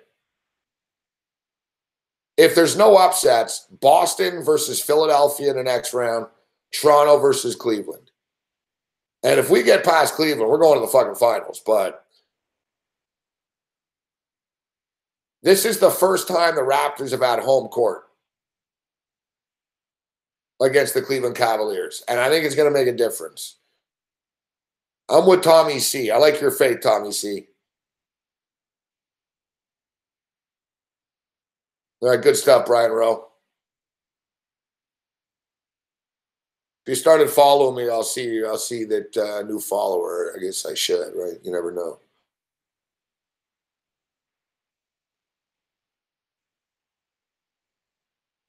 I don't see any tweets.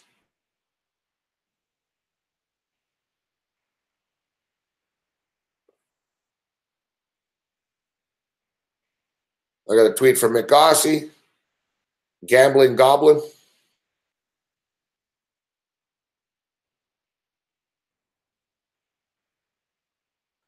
At Sports Rage is my Twitter.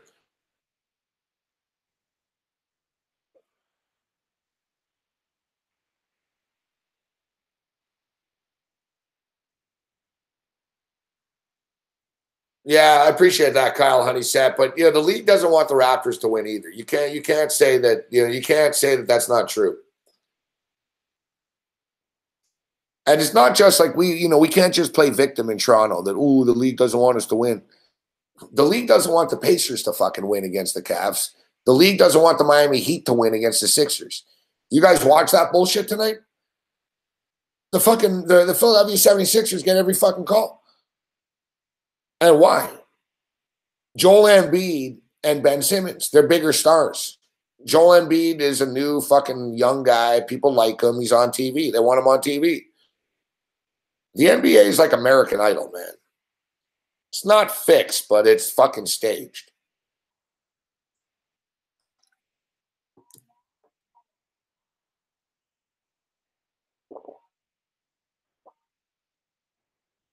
Even though the Raptors are the higher seed, Kyle, I think the Cavaliers would be like minus 150 or 160 or something.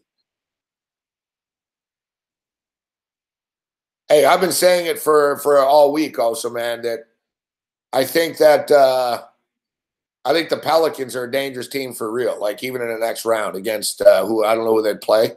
Depends on what happens, but honestly, like the Pelicans can beat Houston or Golden State. Like they really could compete with them. I think the Pelicans could beat Houston and they would lose to Golden State, but give Golden State all they can handle.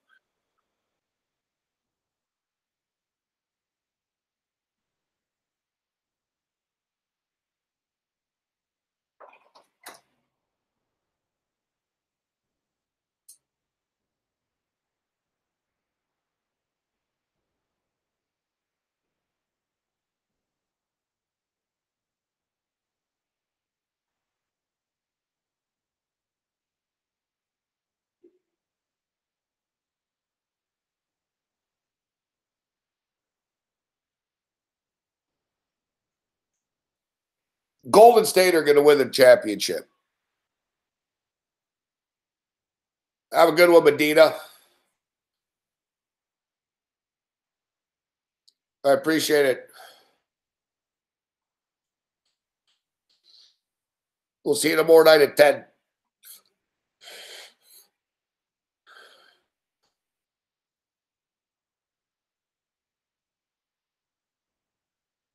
No, Joel Embiid's better for global shit. The Greek Freak's even better for that. The NBA, like I said, the NBA is all about TV, right? Yeah, happy 420, everybody.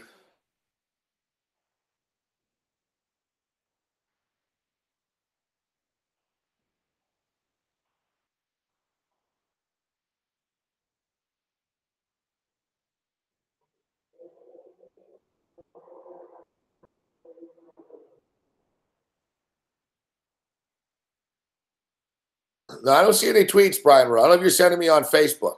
At Sports Rage on Twitter. At Sports Rage on Twitter. Now, there's a difference between fixed and staged.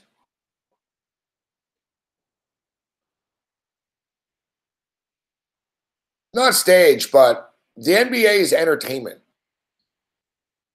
It's a sports league, but it's entertainment, right? Like, there's a flow to NBA games. Like, there's a reason why they don't call fouls and let stars do what they want to do, because people pay to see the stars. It's a show, the NBA. The referees are like conductors of a band. The players are playing the game and they're doing their thing, but it's a production, you know?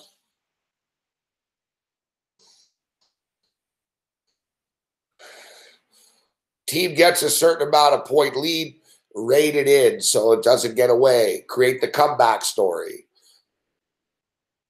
It's like in Mexico and shit, and some of these in some of these soccer leagues. Like Mexico, it was actually Dave Morency who was telling me about Mexico, and he was saying about how they script, like some soccer games are basically, it's sort of set up for the comeback, like a soap opera and stuff. You know, like teams will hold off, and it's sort of not scripted. It's basically scripted for TV, essentially.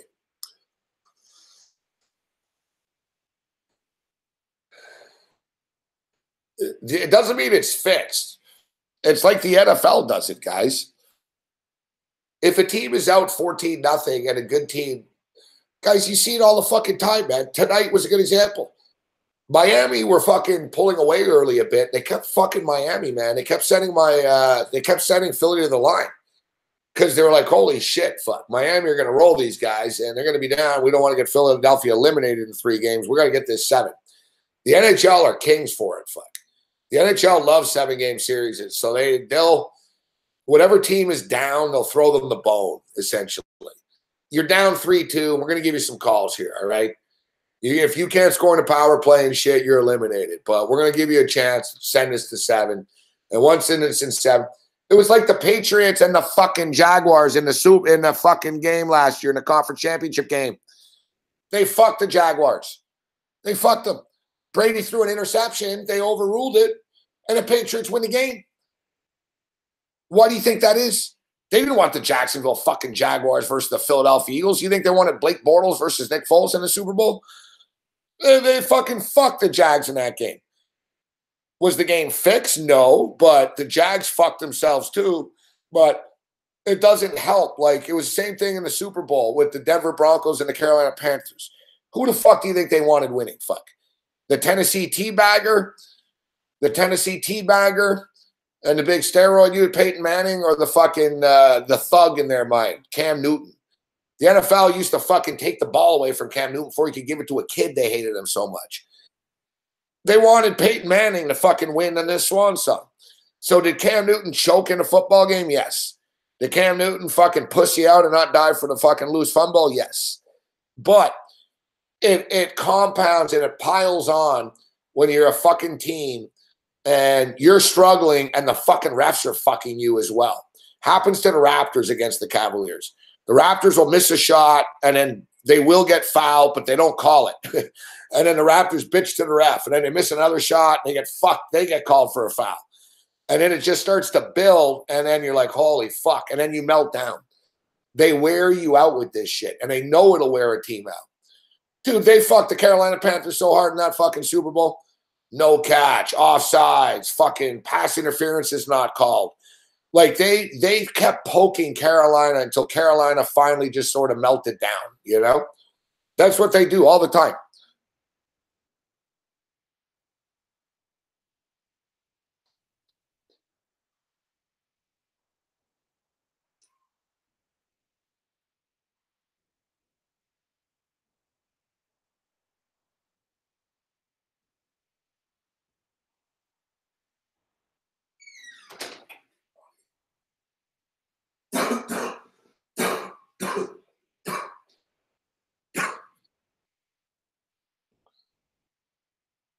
Tim,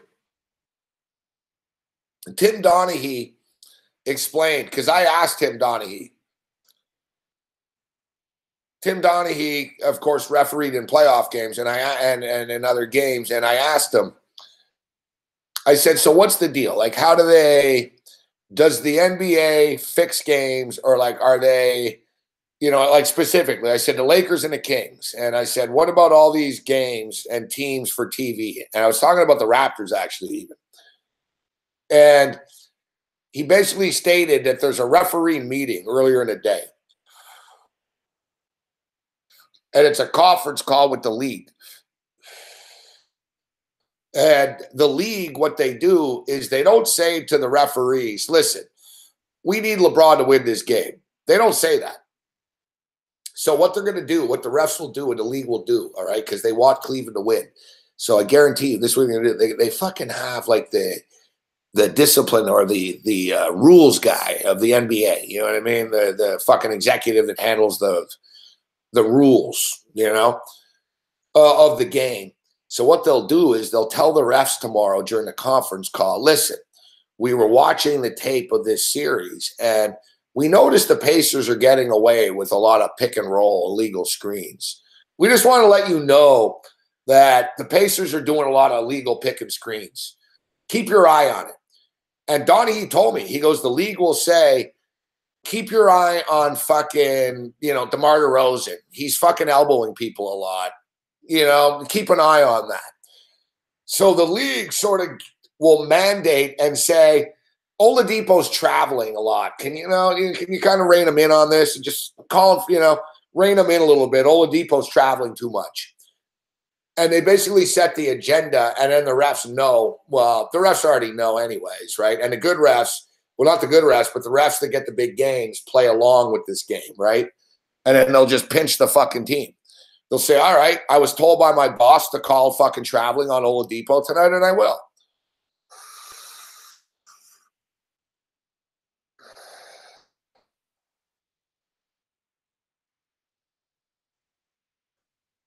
Yeah, Kyle Huddy said knows what I'm talking about. Like, so that's if you're wondering how they do it, that's how they do it. They're not telling the refs, listen, you need this team to win.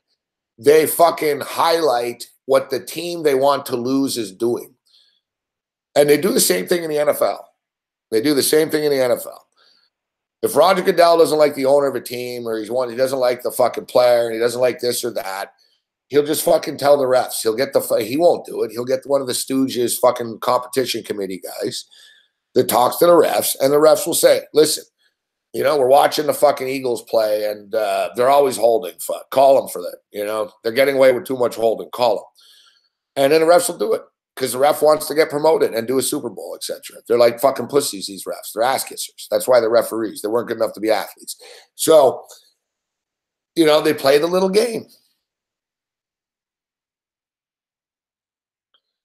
It's like you want to talk about ass kissers. Tonight I saw Will Brinson, who's an NFL columnist, and they released the Thanksgiving schedule earlier. And it said like Chicago Bears at Detroit Lions. These are the Thanksgiving games, you know, Chicago Bears at Lions. Redskins at Cowboys. And what was the other one? The fucking Saints and whoever the fuck it was.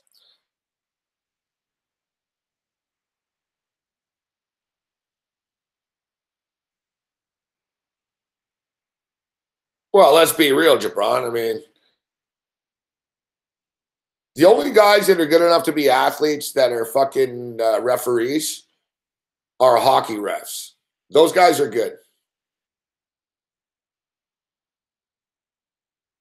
Like, there's no way in hell I could be a hockey ref. Like, people think, imagine being a hockey ref, fucking how fast that game is on skates, and you're dodging pucks and getting out of the way, and like, it's a miracle, like, the refs fucking stay out of the way as much as they do in the NHL.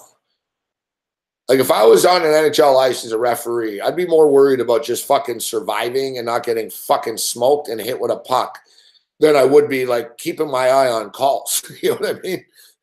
Those NHL refs can skate backwards as fast as players can skate forwards. It's insane. Like, the level of fitness that you need to be an NHL referee and skate and shit, it's over the top, man. Yeah, lacrosse refs are tough. They're breaking up fights and shit. That's crazy shit too.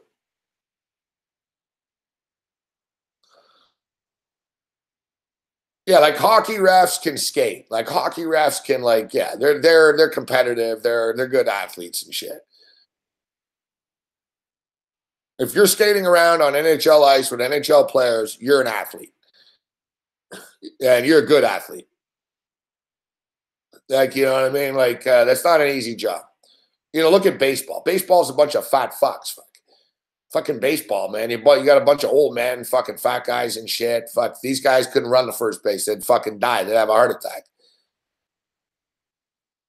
Same shit with the NFL. You look at the NFL, it's ridiculous. The NFL, you've got a bunch of fucking dudes that are 22 years old running 4.3 speed nowadays.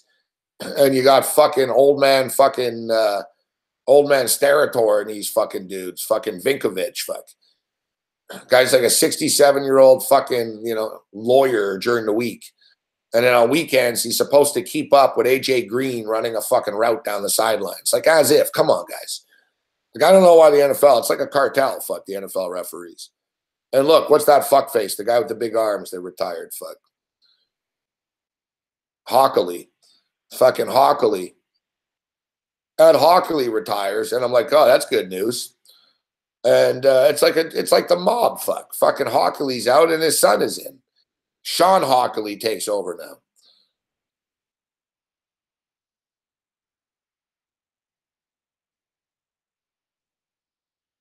You'll have to see Joe Westman,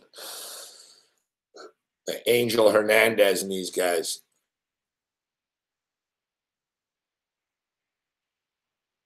Look, NBA refs do a decent job. They're not bad.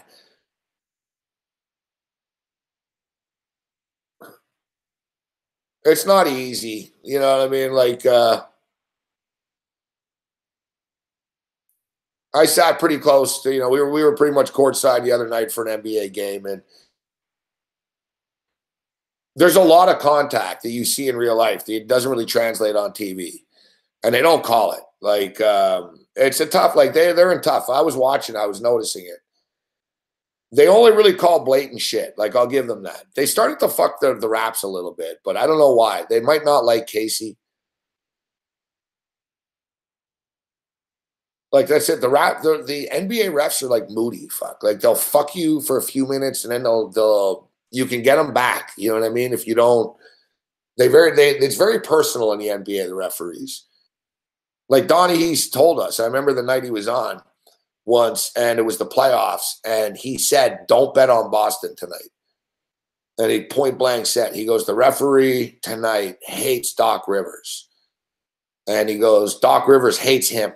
And he goes, I promise you, they'll fuck Doc Rivers tonight. And they did. Like, right from the onset, like right from the get-go, every call went against Boston that night. And it wasn't from the league. It wasn't anything. And it was like Donnie said, fuck, the referee was gay. And Doc Rivers fucking used homophobic slurs with him all the time. So Doc Rivers used to call him fucking, the F word all the time. and like Doc Rivers fucking used to drop like anti-gay shit on this fucking ref. And the ref fucking had enough of it. So the ref started fucking screwing Doc Rivers over after that. It's like, Doc, if you weren't a homophobic, you just shut the fuck up. Fuck, maybe we'd get a call. All right. Stop calling them names. Fuck.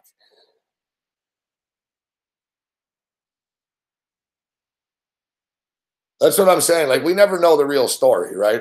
They hate the city. It's for TV. No, fuck. The ref just doesn't like the coach,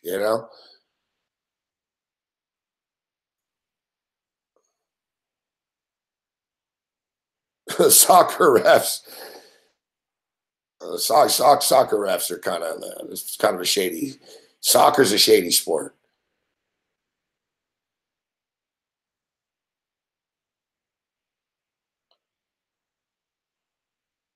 Oh, exactly, Tommy. Right? Like, yeah, he was upset, but he had no problem being a homophobe to the. I've said it before, Big Will. You have to be nice to big league umpires if you're a player. In any sport, I'm telling you.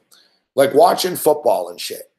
Watching football. Watch wide receivers in the NFL, okay? Wide receivers in the NFL that make a play and shit and fucking flip the ball like at the ref's feet, or sort of like don't make eye contact with the ref. You know what I mean? If the player never acknowledges the ref at all, the ref will fuck you. You've got to fucking suck up. It's like you don't have a choice. Like you have to. You have to know the ref's name and just say, "What's up, Bill? How you doing this week, man?" As simple as that. But if you're a dude that doesn't acknowledge him at all, like every week, or like he's reffed a bunch of your games, you don't know the guy's name, the ref's just going to say, "You know what? That guy's an asshole, man. He doesn't talk to anyone. He thinks he's king shit. He's just a dumb kid. I don't like him. I'm going to call pass interference. I won't call pass interference when he gets mugged." Right? So I'll notice this, like a lot of football players, receivers, like the dickhead guys, they'll be dickheads and the ref will be right there and the ref has to bend down and pick the ball up. Instead of just giving it to the ref or something, they'll fucking flick it and they won't acknowledge the ref. And the refs fuck those guys. And it's funny because Jim Harbaugh told Michigan that. And it's a Michigan thing. Harbaugh told them, always give the ball back to the ref. Fuck. If you start flicking the ball around, it's going to piss them off. All right? So always give the ball back to them. And you got to work for a call. Think about it. If you're a wide receiver and you fucking see a referee 5 times a year every year, and you don't know his name, you don't give a shit, and you fucking swear at him and you give him dirty looks all the time, you think when you're getting mugged by a DB that says, "Hey, how's the wife doing?" Who's going to get the call? It's the same shit with baseball. It's the same shit with baseball. The fucking dickheads that go to the box that fucking give the ump a dirty look and fucking swear under their breath, fucking idiot, fucking, you know what I mean? The guys that do that get screwed, like Bautista gets screwed. You got to go to the box and say, "Hey, Bill, how's the wife and kid doing?" "Yeah, good, good. Yeah, what's up?" And then that's it. You just throw the bone. It's like, it's just common courtesy and you get the calls. You get the calls. It's as simple as that. And that's one of the reasons why the Raptors don't get the calls, because fucking Kyle Lowry tells the refs to suck his dick all the time. And he says, like, Lowry's always telling the refs off. And he doesn't get kicked out because he's Kyle Lowry and shit. So he's always talking shit to the refs. And DeMar DeRozan is a really nice guy, but his big thing is he gives the refs dirty looks all the time. You can't do it. I know you're a big star and you make $27 million a year, and this ref's only making $400K a year, and you think he's an idiot, but he controls this, bro. All right? Be nice to him, fuck.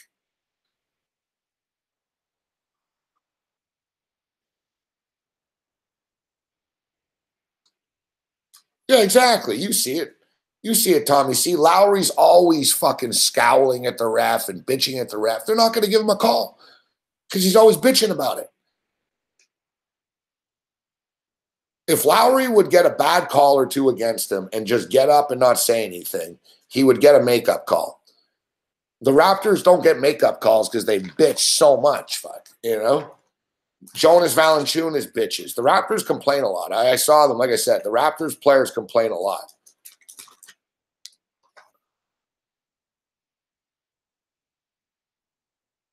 No, of course I wouldn't practice when I was preaching, Scott. I'd be yelling at the refs.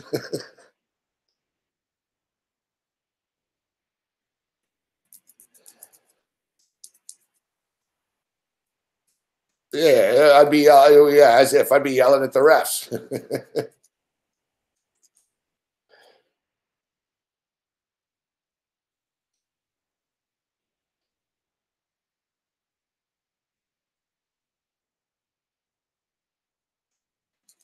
I yelled at the refs once or twice last week.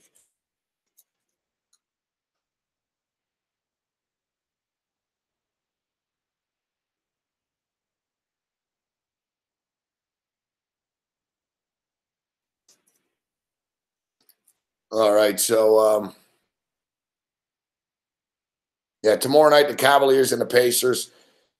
I keep thinking that it's going to be a high-scoring game, and it isn't. We keep losing the fucking totals. Like, we're 0-2 in the overs. Both games have gone under. I've given up on it. I don't know, fuck. I kind of think the Pacers can win tomorrow, but like we were just talking about, LeBron's going to get every fucking call. The Raptors and the Wizards. Hopefully the Raptors don't take the pedal off the metal, but I don't think they will. I don't think they will. We talked about it earlier. The Boston Celtics are getting 6 with the Milwaukee Bucks. I think it's too many points. And this series, both games have gone over. Game 1, it needed overtime to make it go over the number, but it did get there. And I kind of think it's going to get there again. It's funny. They're two sort of defensive-minded teams, but it's been a track meet when they play.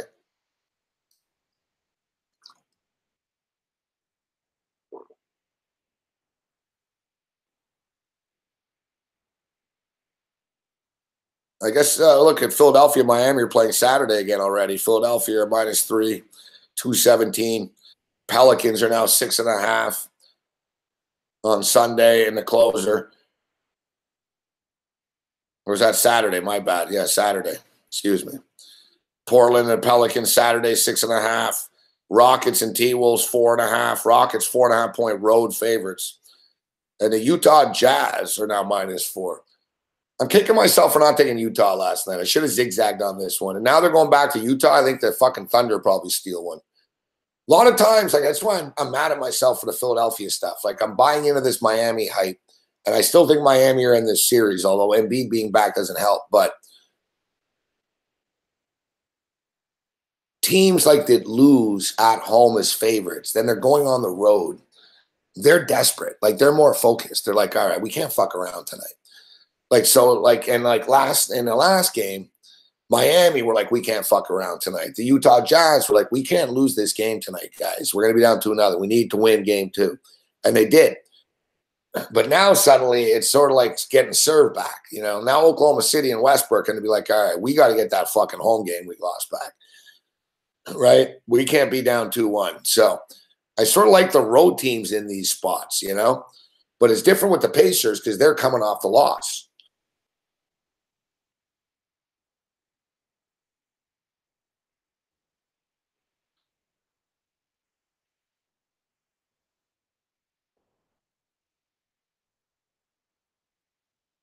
Do I like the Penguins team total over 3.5? I can't argue that bet. I can't argue against it. Penguins are up to -250.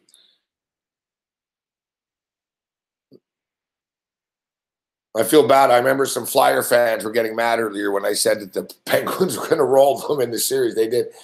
The Flyers aren't a bad team. It's just a bad matchup for them. Pittsburgh Penguins just own these guys.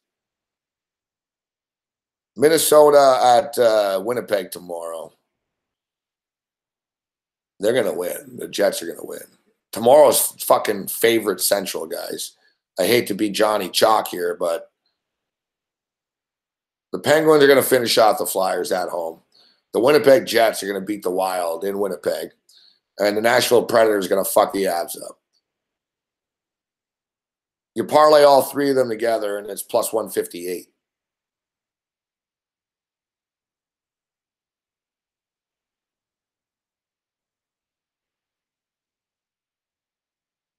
Yeah, I hate to be predictable, but I don't see the road teams winning tomorrow.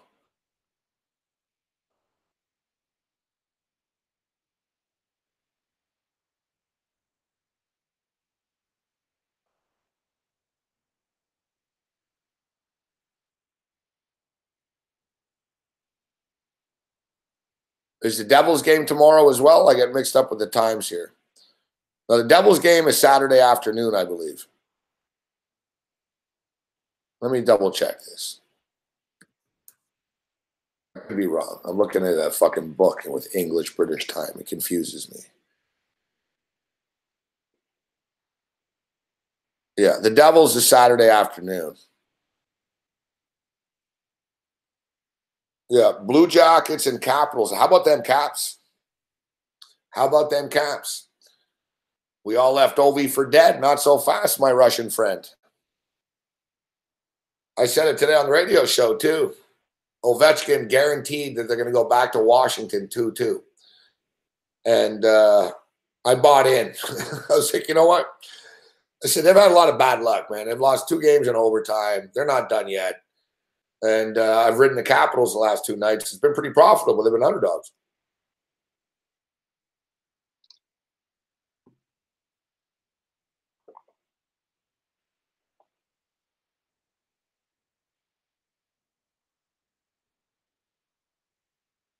Ovechkin guaranteed they were going to win the series. He said, we're going to go back to Washington 2-2. I guarantee it, and we're going to win the series. Yeah, Putty showing up to the Devils game is fucking awesome.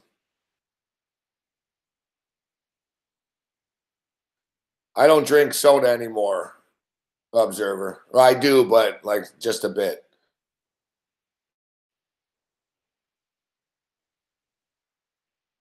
It's crazy. Before I would down a 2-liter. Tonight I had a can of ginger ale with dinner, and I didn't even finish the can. Fuck.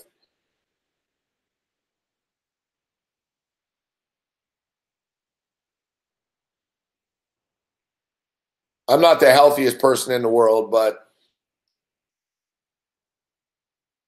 I know that water is. I never drank water before, fuck. So I can never drink enough now. Trying to catch up.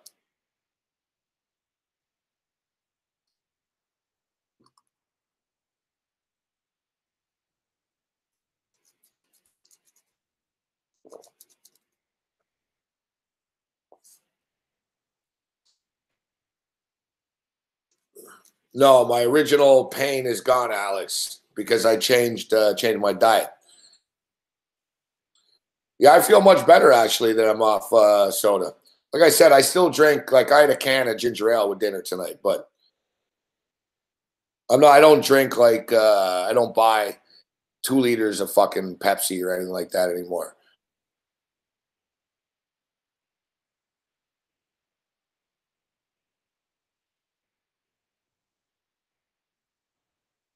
Yeah, I had chest pain because I was dehydrated because I never drank water in my life. I drank booze, Gatorade, and soda.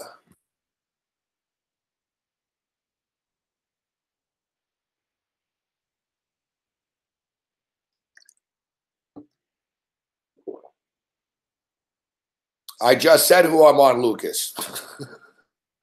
We just went over every game.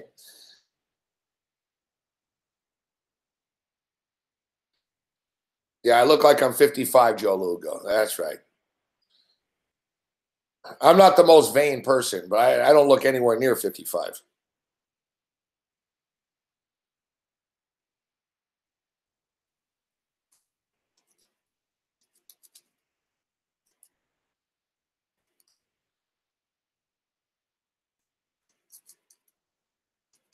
I look 41. I look 41.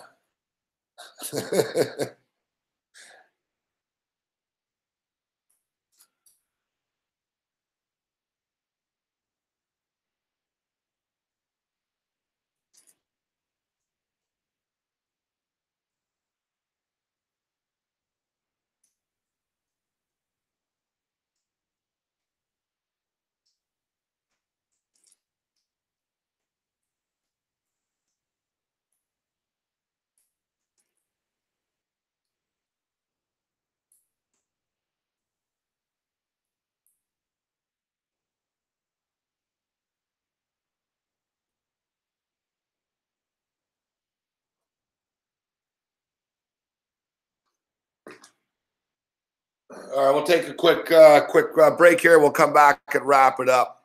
I think there's an Aussie football fucking game coming up actually here.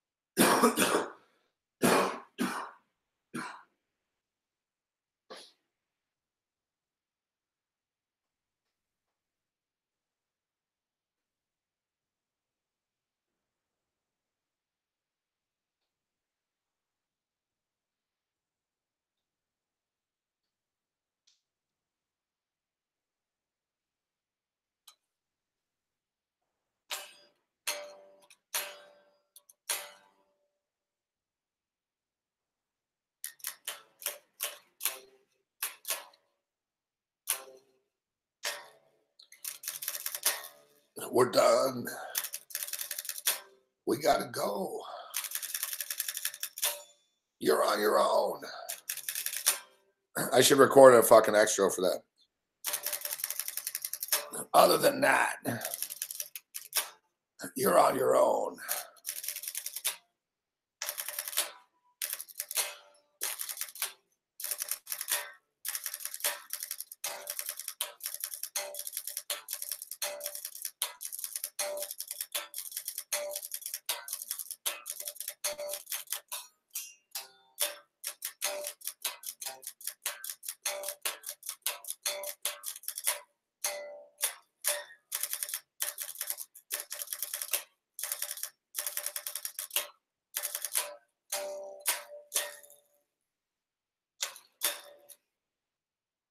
All right.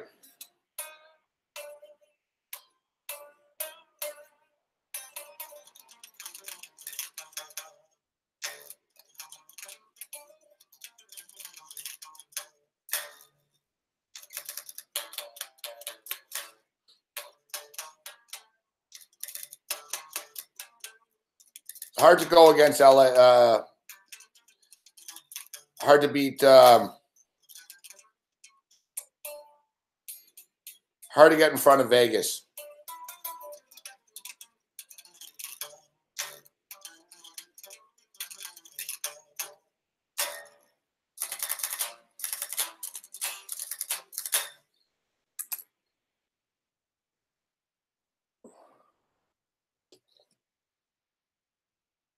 I've actually got a problem with the guitar, with the too high strings. I got to take it to the shop or figure what the fuck's wrong with it. It's baffling. Everything I have fucking never works. All right, Adelaide versus Sydney.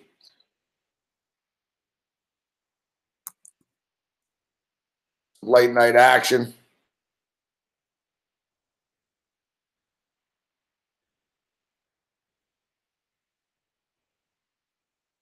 Mick Aussies. Adelaide Crows. 2-2 on the season.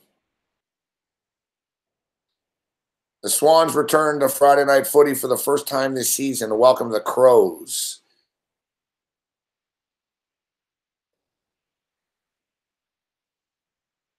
Sydney lost last week to Collingwood.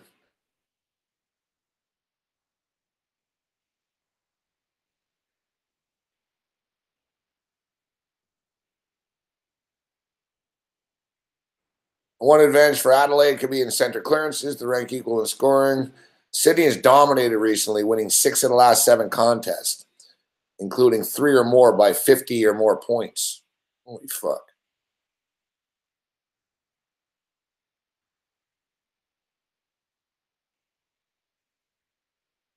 It's up to 26.5 right now.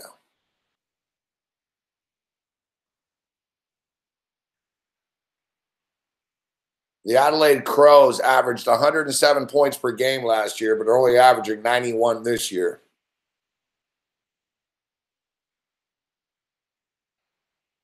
The Crows scored 58 points last week against Collingwood. It was their lowest point total since 2016. Lance Franklin is a badass. This Buddy Franklin, Lance Buddy Franklin. He's on the Swans now. He leads the league with 17 goals already. It's his best 4-week start to a season since 2008 when he kicked 21 goals. This guy's been dominant forever.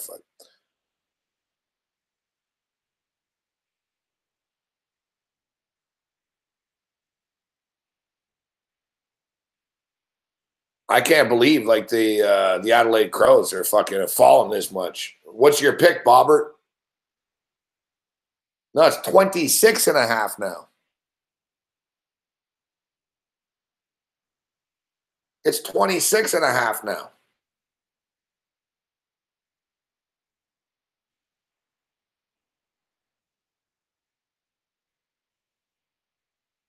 Sydney's minus 371 on the money line.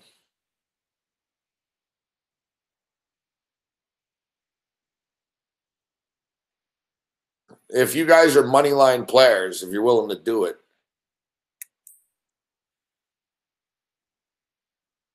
Adelaide's not going to win the game. Adelaide got big problems. Sydney's going to fuck them up. There's a reason why it opened up at 16.5, and it's 26.5 right now. This game's not till like 5:30 in the morning, though.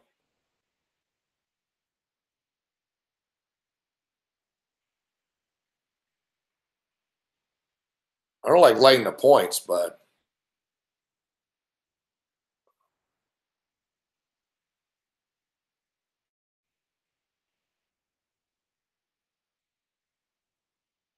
I was hoping Mick Ossie did a video, would play you the audio, but no.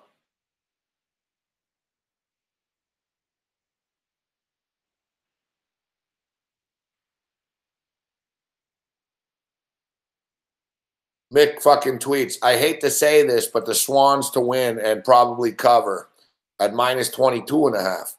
Crows have so many injuries in important midfield positions where the Swans are really good. And the game is in Sydney.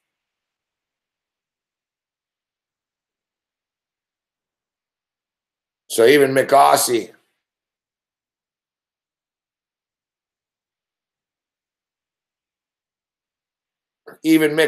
who is the hardcore Adelaide Crow fan,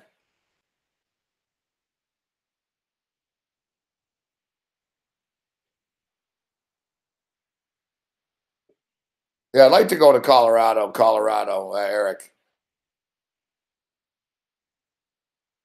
Let's get this fucking record recorded and we'll see where we can go. But we'll have some new music out fucking this summer.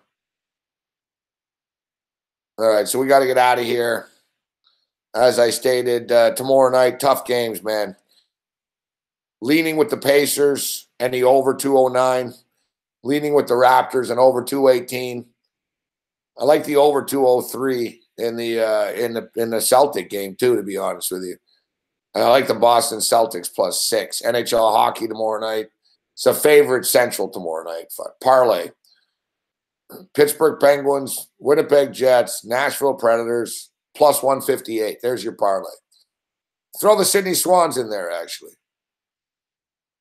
There we go. You want to get a little action at 5 in the morning when you're sleeping? Hey, look at that. It goes so the Pittsburgh Penguins, Winnipeg Jets, Nashville Predators, Sydney Swan moneyline parlay +227. It's not bad, actually.